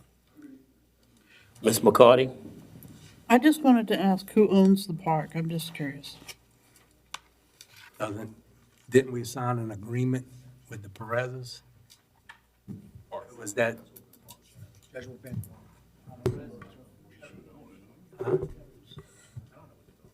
Who owned the park?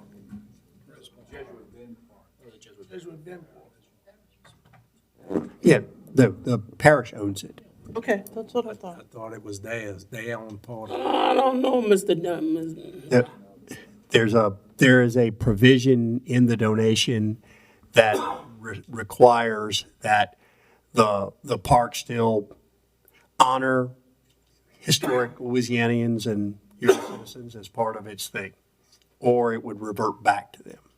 And there was a dust-up a few years ago where they were asserting that it wasn't being done, but I think that has been resolved.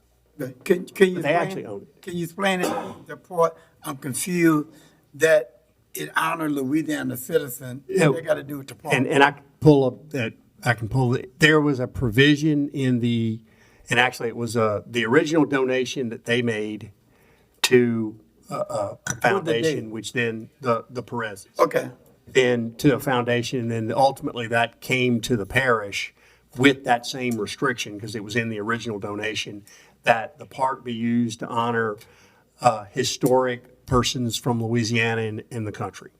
And there was some discussion of, did it have to honor a particular individual?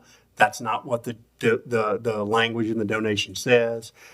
There was some discussion several years ago with the prior council that it wasn't, that they had violated that provision. The only problem is, in order to affect that provision, the heirs have to own 50% of it, and the heirs, the reversionary interest, but more than 50% of the reversionary interest were actually sold to someone else and then ultimately donated to the parish. So even if it's not used in accordance with that provision of the donation, the trigger, the way that they would enforce it, doesn't exist. Now, there was some discussion about could they, but ultimately that was resolved and we haven't had that problem for several years now. So there's no trigger? I don't think that there's any way that they could exercise the trigger as a matter of law. I didn't hear your question, Patty. Okay. Thank you. Yeah, let me try to That was understand. my question. Before you go, I'm trying to understand again. So you're saying to get to Perez Park, the parish council, the last council agreed that we would take this park, name the Jesuit Bend. No, What? it wasn't the last council. Huh? They had a group that had it, and they didn't run it anymore. Okay. So however we got it, we gonna call it Jesuit Bend, right? But to call it Jesuit, because I remember with this Perez Park, because I went in it, they had pictures of Perez, of different events, landmarks all through the whole, and it was a statue of Mr. Perez in the park, right? Is that statue still there? No. Okay, so I'm sorry. So in order for us to own the park, we gotta come with some Louisiana figure. I'm still confused with that is. It's just the park. At this point, like I said, and we went through this several, let's see, I'm going back, and I pulled back, here's a memo that I actually wrote on the matter back in 2016. Under the terms of the original donation, it had some language in it. It then had a mechanism by which the heirs could enforce that language. The majority of the heirs gave up that right. So the people that are left don't actually even own a majority of the reversionary interest. Also, the park never had to honor a particular individual. And so that, there was some talk about it at one point. My legal opinion was, one, y'all were in compliance anyway. And two, even if you weren't in compliance, I don't think they no longer have the legal mechanism to enforce it because they do not own a majority of the reversionary interest any longer for a number of years. So Mitch, your understanding, this is Jesuit Bend Park, and you're just trying to get some equipment for Jesuit Bend Park? Okay, Right, there's absolutely nothing in there now, just Okay. a walking track and a. okay. I'm good. All right, Dr. Gouy? Danny, was there, wasn't some drainage right-of-ways and Ollie Canal associated with, the exchange. Maybe Rennie would remember. I don't have any recollection of that. I'm looking back through the memo I wrote. It actually just had to do with, again, this provision that was put in the original donation. I got that. But like I said, it gets into some complicated legal issues, but like I said, in my opinion, there is no mechanism because that was a worry back at one time that nobody wanted to spend any money in that park because they were worried that y'all spend all this money and then all of a sudden the heirs would come take it back. But I don't believe as a matter of law they have a mechanism to take it back. It belongs to the parish. I reviewed it too and had the same opinion at the time. So we more or less had the same legal opinion. So you saying that we own the park? Yes.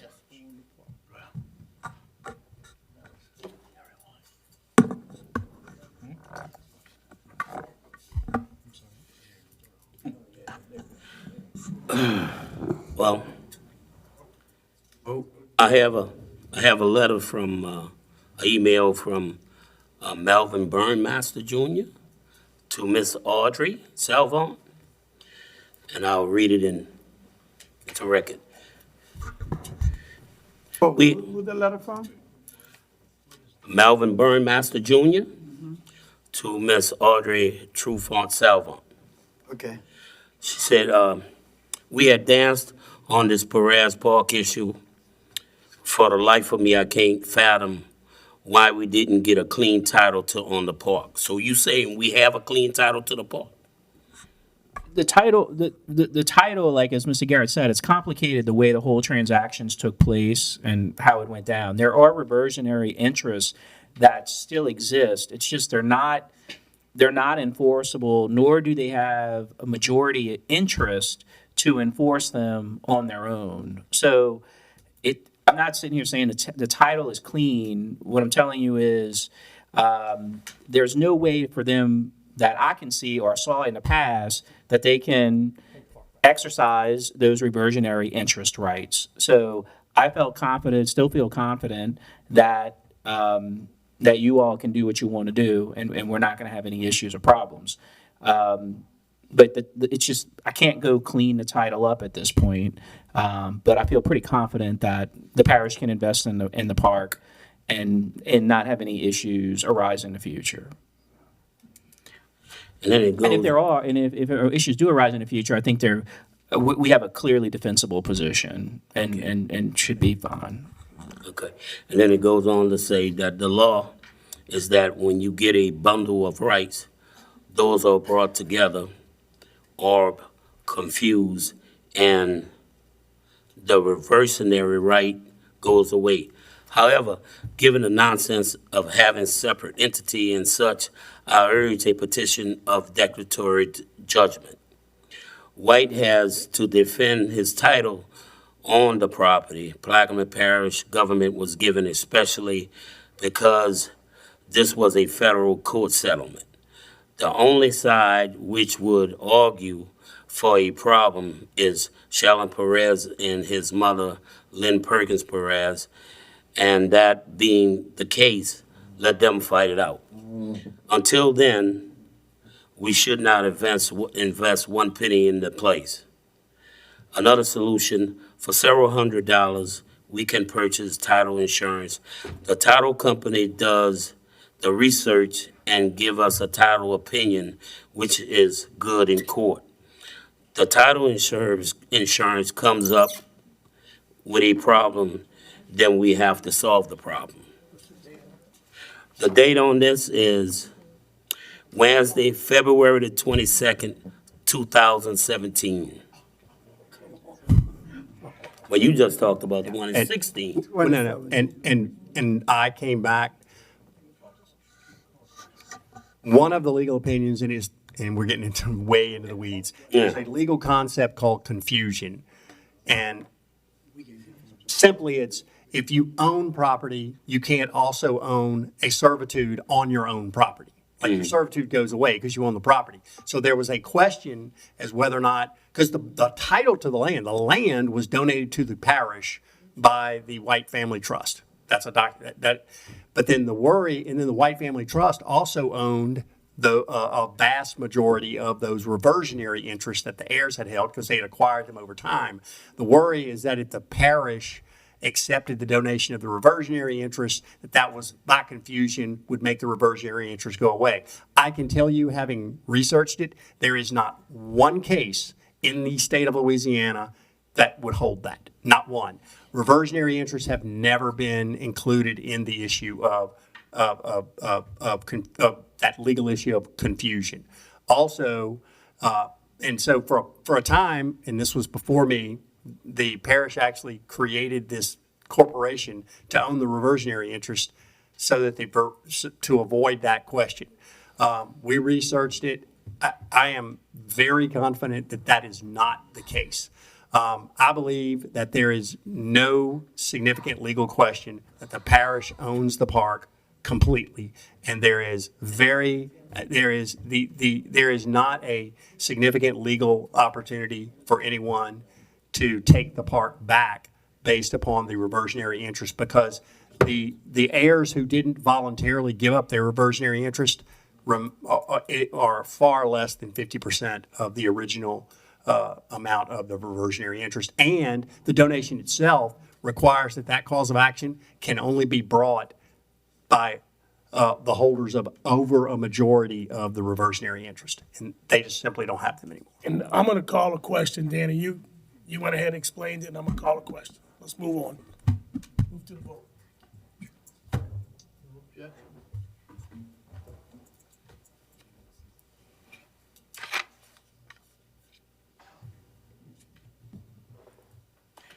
And the measure passes 7-4, 2 extensions. We'll move to the next item, please. L, an ordinance to amend the 2023 operating expenditure budget, various funds, various departments, various line items, and otherwise to provide with respect thereto. Councilmember Schultz. We have a motion by Mr. Schultz, seconded by Mr. Champagne. Any comment from the audience? From the table? Administration. Machines are open.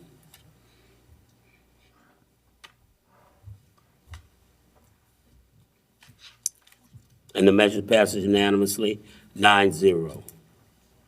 M, an ordinance to amend the 2023 general fund operating expenditure budget, Homeland Security, Emergency Preparedness Department, and otherwise to provide with respect thereto. Councilmember Schultz. Offer. We have a motion by Mr. Schultz. Second. Seconded by Mr. Champagne. Any comment from the audience? From the table? Administration. Mr. Champagne? The only comment I have is I hope that part of the lessons learned during this saltwater intrusion is part of this study, and they capture this in and Patrick, you said theirs. Thank you. Administration? Machines are open. And the measure passes unanimously, 9-0. Next item, please. And an ordinance to amend the 5-year capital improvements plan, parish-wide water pressure model project. That is deferred. O, an ordinance to amend and as amended readopt section 1752 of chapter 17.5, article 1, parks, recreation, and parish facilities of the Code of Ordinances relative to the manner of event setup and the charge of setup fees, and otherwise to provide with respect thereto. Councilmember Edwards. Yes, I had a chance to, Well, wait a minute, you gotta make a motion. Offer. You offer? yes, Yes, we have a motion by Reverend Evans, Second. seconded by Mr. Konovich. Reverend Evans. thank you. I talked to Mr. Jeff DeMarco about this at length, about making some changes to this, to the fee. My purpose of doing this because the fee of these facilities is too high for people. When these facilities was built, especially I know the Dig Event Center, but a legacy fund is to provide areas like these banks where people low income don't have no facility, nowhere to go. A place that they can come to that won't cost them a lot of money. And for some reason, the price just went up ridiculous. People don't use them for wedding, very seldom use it. What I'm proposing, and I hope I can get some support on it, one of the things is the setup fee, right? The setup fee that I'm asking us to eliminate, because if I go in during working hours and the employee doesn't touch any piece of equipment whatsoever, I would have to pay a setup fee. I still have to put my deposit down, but I'll also have to come back and break it down. If I set it up and don't break it down, I lose my deposit, okay? The other part that I'm asking us to look at is allowing for churches and to use it for repairs for $50, right? And that when the church uses repairs, they must understand no alcohol could be involved in it, and they won't need no deputies involved in it at all. I want it to be free, but I understand from reading the law from Mr. Garrett, reading saying you have to put up something, so I'm suggesting this $50 as a fee for churches for repairs.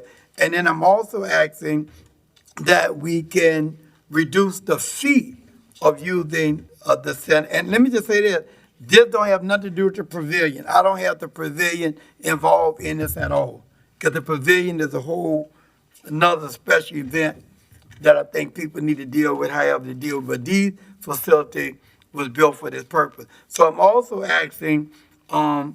DeMarco, is that what's the lowest price that we can go to for the Reverend Griffin Center, the Brickwood Auditorium, Post Office Center, and Beers Center? My suggestion would be the same $50 that we're using for nonprofit and churches. Would you have a problem with that? For the rental fee for? Yes. For the entire, for any event? No, I'm not talking about as a corporation or group doing it for family. I'm talking about for churches and nonprofit organization only. We could discuss a provision for nonprofits. Okay. I don't know if, let's discuss that at a later date. None of that's already in the ordinance. Right, Yeah. right. Right. Right, let's discuss that in the future, Reverend. So, Rev, Why don't let's you defer it. If y'all get everything straight. Okay. Right. It's only. It was just, All right, well, I'll defer until we can come back and bring it back. I'll withdraw it. Well, Defer it. Defer, I mean, defer it. let's defer it, Reverend, and And we'll meet on- talk about the okay. changes and cleaning up for next meeting. All right, the item has been deferred. Let's move to the next item, please.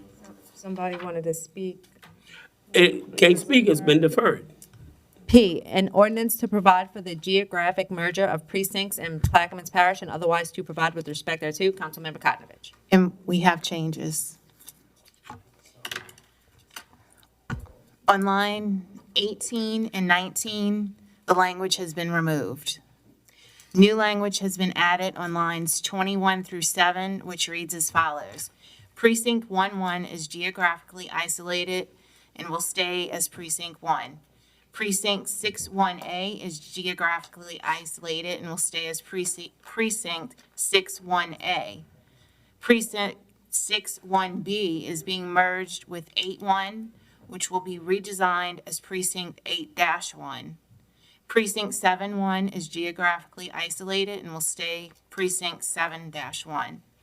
Precinct A-2A is being merged with 8-2, which will be redesignated as Precinct 8-2. Precinct 8-1A is being merged with 8-1, which will be redesigned as Precinct 8-1. Precinct 8-3 is being merged with 9-1, which will be redesigned as Precinct 9-1. I'll offer. We have a motion by Mr. Konovich, seconded by Mr. Jurich. Any comments from the audience? From the table, Mr. Schultz, that's you? Yes. Kim, I know you went back and forth with Debbie and the state. The state finally approved this? Yes. they Okay. stated that with this change, They're okay. Okay. That's all I want to make sure. Reverend Edwards? Yeah, and I'm glad to hear the state approval, but I think at some point we need to come back and really look at the whole redistricting thing, how this was done. I'm really not satisfied with having a precinct in the naval base for District 1, but just for the sake of this election, you know, I have any problem, but I think at some point, we gotta come back and visit it, and hoping that we can get together with the school board, where we can have both of us are on the same redistricting plan, because I don't want to get it, because if I just use Mitch for example of how he voted in that district, it is, to me, it's just ridiculous. So at some point, we got to come back and really revisit this whole redistricting plan. From administration? Machines open.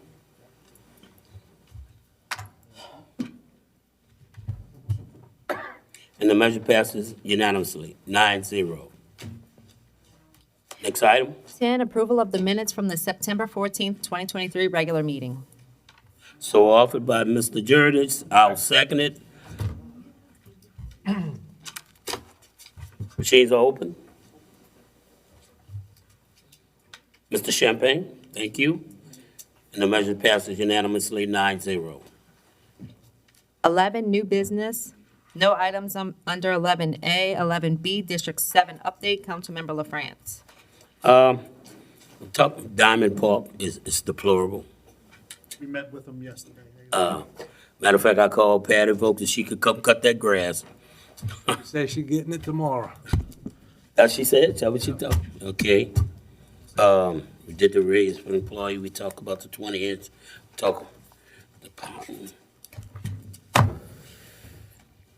The aprons.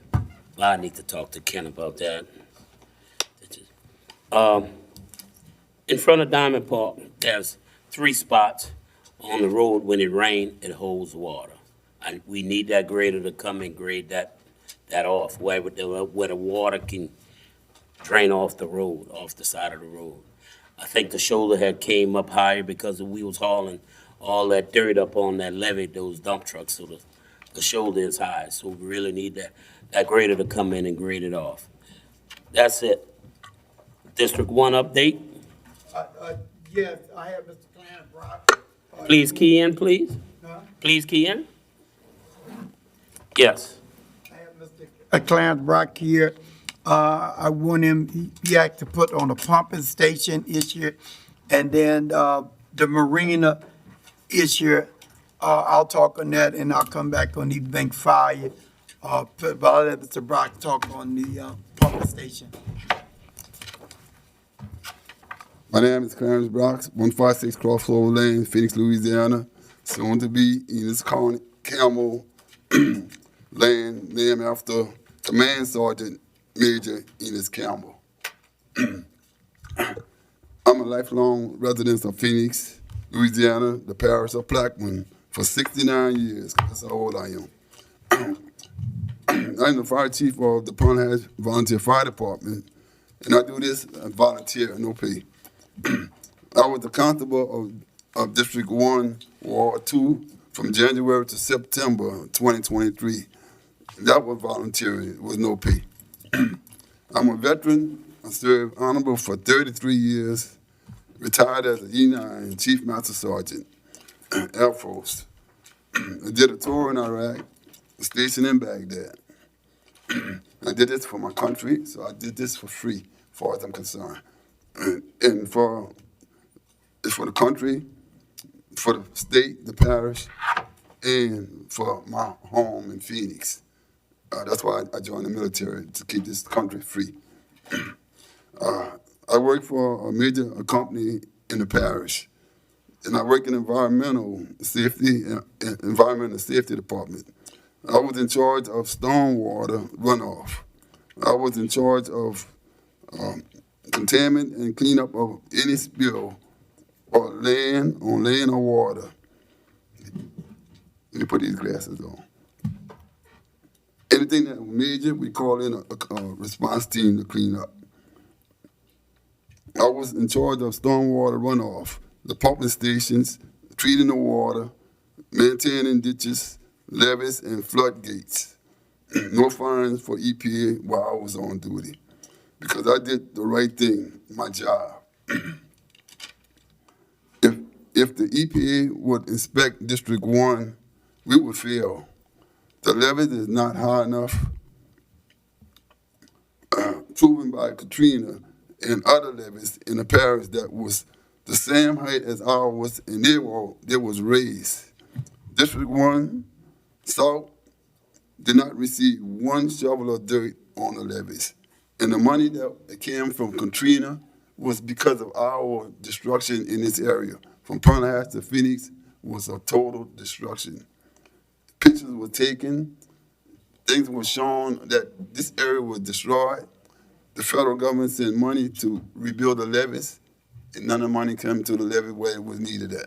Yeah, Mr. Brown, your favorite, because of the time, can specifically talk about the pump station, because that's what I have, on here. And I know my council member have been here all day long, and I know they're ready to get out. So could you sort of, keep your statement to the pumping station? Reverend, You don't mind? when I called you and asked you to get on the agenda, I told you I wanted to talk about flood control, and you took it over. You're a real good talker, but you're a real bad listener. I wanted to talk about just what I'm talking about right now, but you didn't give me the opportunity.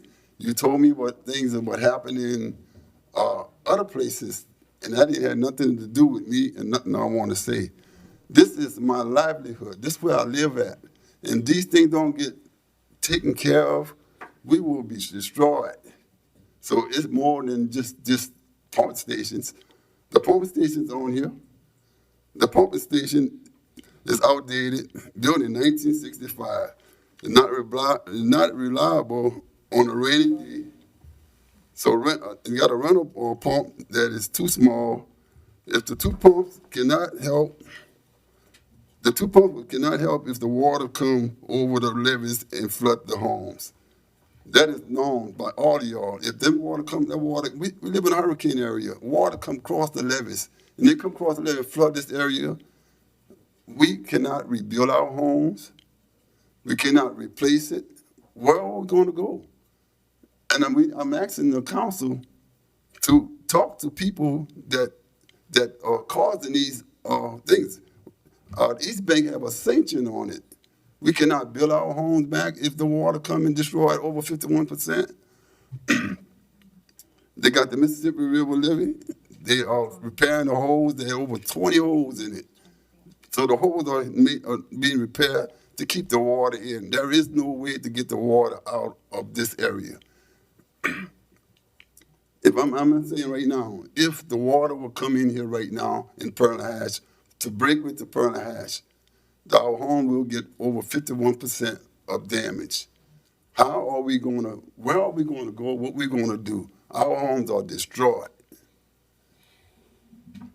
I know the guy from down the river going to say the same thing, that they in the same shoe that we are in, but y'all have levees. They build levees. They didn't do nothing to ours. I'm already making plans to go somewhere else and live. But what about the elderly people? What about the sick people? They're living on a low income over here. They cannot do like I'm doing. Mr. Brock, Mr. Brock, this council, through administration, we just approved some stuff today. We have spent between bonds and loans about $27 million. And guess where most of that money is earmarked to go? Right. I'm listening. To East Bank, for all your stuff you're talking about. You are correct, but this government body, between council and administration, is addressing those issues. It's not going to be fixed overnight. I understand your pain, but we are doing things to address your problems, to all of these things. We have money, and so we have made those. So us, and I know you didn't say it, but we're not sitting here just watching you flood out and having to leave. We don't want anybody to leave this parish. We want more people to come in, and these are the things we put in place to make that happen. Again, it's a process. It's not going to happen overnight. Through the administration, through the FEMA and all of that stuff, it takes time. But please, I'm saying be patient, but we are moving forward with that, and we do want you to stay here. Thank you. That's the answer I want to hear. Nobody never told me that. I'm just not hearing that. So I appreciate it very much. And another thing, Mr. Brock, is Reverend Edwards, one of the first things that he said when I met him taking office is one of the main things he's working on is with our federal delegation on getting the East Bank levy system into the federal system. So I know he's had discussions with Mr. Scalise when he was here back in March. So, I mean, that is, and we have had that discussion through administration and council, Reverend Edwards, that we are working on it. As he said, it's not going to happen overnight, but we are doing our best to address these issues. We're working for all of Plaquemines. The question I have, when are you going to tell us that? Just, you're telling us so right But now. let me say that. I can go back and say, yes, I know it now. Y'all are doing something to help us. From yesterday, an hour ago, I did not know this information, and the only thing I could see is my home going underwater, and I cannot come back and replace my home. I cannot come down and repair my home. I have a mobile home that I would like to replace somebody living in. I won't be able to replace that home. That person will be homeless. But let me just say this to Brock. Maybe you didn't hear me, but when you first asked me to put the pumping station on here, I told you that was the issue that I brought before this council, and I talked to Mr. Manuel, and I told you when we was talking, I say the parish is already looking at getting recovery money for Hurricane Ida to fix the pump. I also told you that I told this council I thought it was a shame for the amount of money we were renting for those pumps. So I made it very clear that I brought this issue up, loud and clear. And you said, but I insist on talking, so I want to give you the opportunity. But I know this council and everybody know that pumping station was serious for me. Billy down there could tell you the same thing. I told you that I visited all the pumping stations, looked at the condition, met with Joey, looked at it, but I still wanted to give you an opportunity to present it. But it's no way me as the councilman living in District 1 would not fight for that pumping station. I was clear. I talked to Manu at the distribution, making sure we were still on the same page, that he was satisfied with the work that the administration was doing, that the item money was going to come in, and he said the same thing. So I said, well, I just want to make sure, because Mr. Brock is coming before the council again. I want to make sure there ain't nothing changed from the last time we talked. Joey was there, other members, people that work at the pumping station, we was all in the group, because I wanted to make sure for them that I was doing my due diligence by talking about the pumping station, the federal levy. That been the issue that I was handling forever and ever, haven't dropped it. What's the name of what you just said? Zach in the back. We talked about that again, and I've told you over and over that I've been working on the issue, but I believe that you as a citizen have a right to continue to come here and do what you're doing. But I'm sorry you didn't hear me all the time that I was telling you the stuff that I was telling you. You told me about the ditches in Breakaway in Delco where Mr. Alvaro, and that's what you're telling me about the ditches. The ditches is not a killer. It's not a home destroyer. I was talking about the floodgates, why they close these floodgates and fill them up with cement. Why not make new ones so to let the water out? There is no way to let the water out. On the concrete issue, when it first came up, I told you that Mr. Hammond mentioned that, and he even answered that question at the Berkeley Auditorium, that in order to get the federal levy system in place, because at one point the East Bank was in, but we got out because of that. In order to solve that problem, to fill it in, and was using a pumping station as a means to making sure that water get out. So we did have the conversation really about it. At the last meeting in Berkeley, we talked about the floodgate, and I met again with some other people afterward. There's a report coming out from Mr. St. Maurice at the meet we had in Berkeley Auditorium, talking about the floodgate, putting a system in place, a procedure, and how it's going to close, how it's going to open. We were at Berkeley Auditorium for that town hall meeting for I don't know how many hours again. But again, I want to say again, I apologize that you wasn't hearing the thing that I was saying, because all the things that you're saying, and I know every council member could say that. You can go back to the tape. I have been saying that over and over, private and publicly, with Mr. Hinckley. Billy can tell you over and over, he has been coming back and forth. We have some money that's coming in as a result of Ida that to talk about the pumping station, because we had to send the stuff in. So that pumping station again, because again, I live in Phoenix too. I live on East Bank. I'm concerned, but I still want to say you have a right to come here and express yourself on it. But the saying that you just didn't know it, I know I personally told you when you asked me to put this on there, that I've been addressing the pumping station, that the funding, that put it in for funding, and I know we had this conversation. I'm sorry, maybe I was talking fast and you hear me, but I know I was very clear about understanding of that part. And on the part about the levy, we've been right back and forth on that again. I'm on record. You can go back to tape to talk about the levy. We had 3 meetings in Breakaway about the levies, and the last meet, we had that about that. But still, as a citizen, you have a right to come to this council and express yourself, and I don't want to deny you that right. But y'all saying we will get the levies? Mr. Brock. Let's wind this up. In regards to what Reverend Edwards is saying, John, very briefly, go through, very brief. Okay.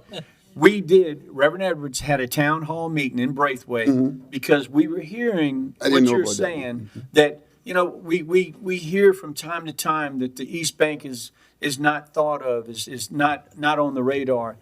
Listen to this list of projects right here and the amount of money that is coming down the pipeline for the East Bank of Plaquemines Parish. Right there. Right. So, Mr. Brock, first, Katrina was a 500-year storm. You could have had a 25-foot, 30-foot levee. It was still coming over. Brief. So that's the reason these pipes needed to be closed up, and that was money that was provided in to put you guys back in the federal system. The projects we got coming in, the levees that are low are actually from Braithwaite to White Stitch, which is $440 million that's being appropriated for the East Bank to help with protection. There's also projects outside the levee that'll go from the Dave Van Community Center all the way to St. Bernard. We'll put a big ridge in, and there'll be ridges along the whole back levee system that will protect the East Bank from future storm surges. So there's close to $1 billion of money on the table for the East Bank. All right. Thank you. I appreciate it. Thank you, Mr. Brock. If my house next morning, it's the bad weather coming, my house going to water, I'm gonna say y'all supposed to protect me. So don't go anywhere because we have the fire and you're the fire chief on there. I met with Mr. Brock, the fire chief. There's a building at Phoenix, near Phoenix High School, can be used for the EMT and the fire department. I think Mr. Jeff left that for minimum amount of money we went in the building. It's in better condition than the firehouse one here. I mean, the firehouse, there's mold and everything in it. The building at Phoenix High School, some minimal repairs. I think it really need to be dealt with and finding some dollars to fix it up. And I think it can help how the EMT there, and it can help serve the fire department. It's in better condition than they have. And so as a fire chief, I'm hoping Mr. Brock continue to work with Mr. Buchanan to making sure that we can get the temporary firehouse there and rid of, but that's something he have to do as the fire chief. That's out of my lane. Mr. Butcher and I will reach out to you and we'll come assess the building and see what it takes to get it up and running. And I would just say, y'all, do it through the fire chief, Mr. Brock. I've been there, I'm satisfied. We'll include you with that, Mr. Brock, as well. Yeah, I talked to Mr. Butcher. Okay. Already. Right, thanks. Motion to adjourn? Second. Third, fourth. We have a motion by Mr. Konovich, seconded by Mr. Jurgich. Machines are open. Reverend Edwards? Yes. And the measure passes 9-0. We have adjournment at 6:53 p.m.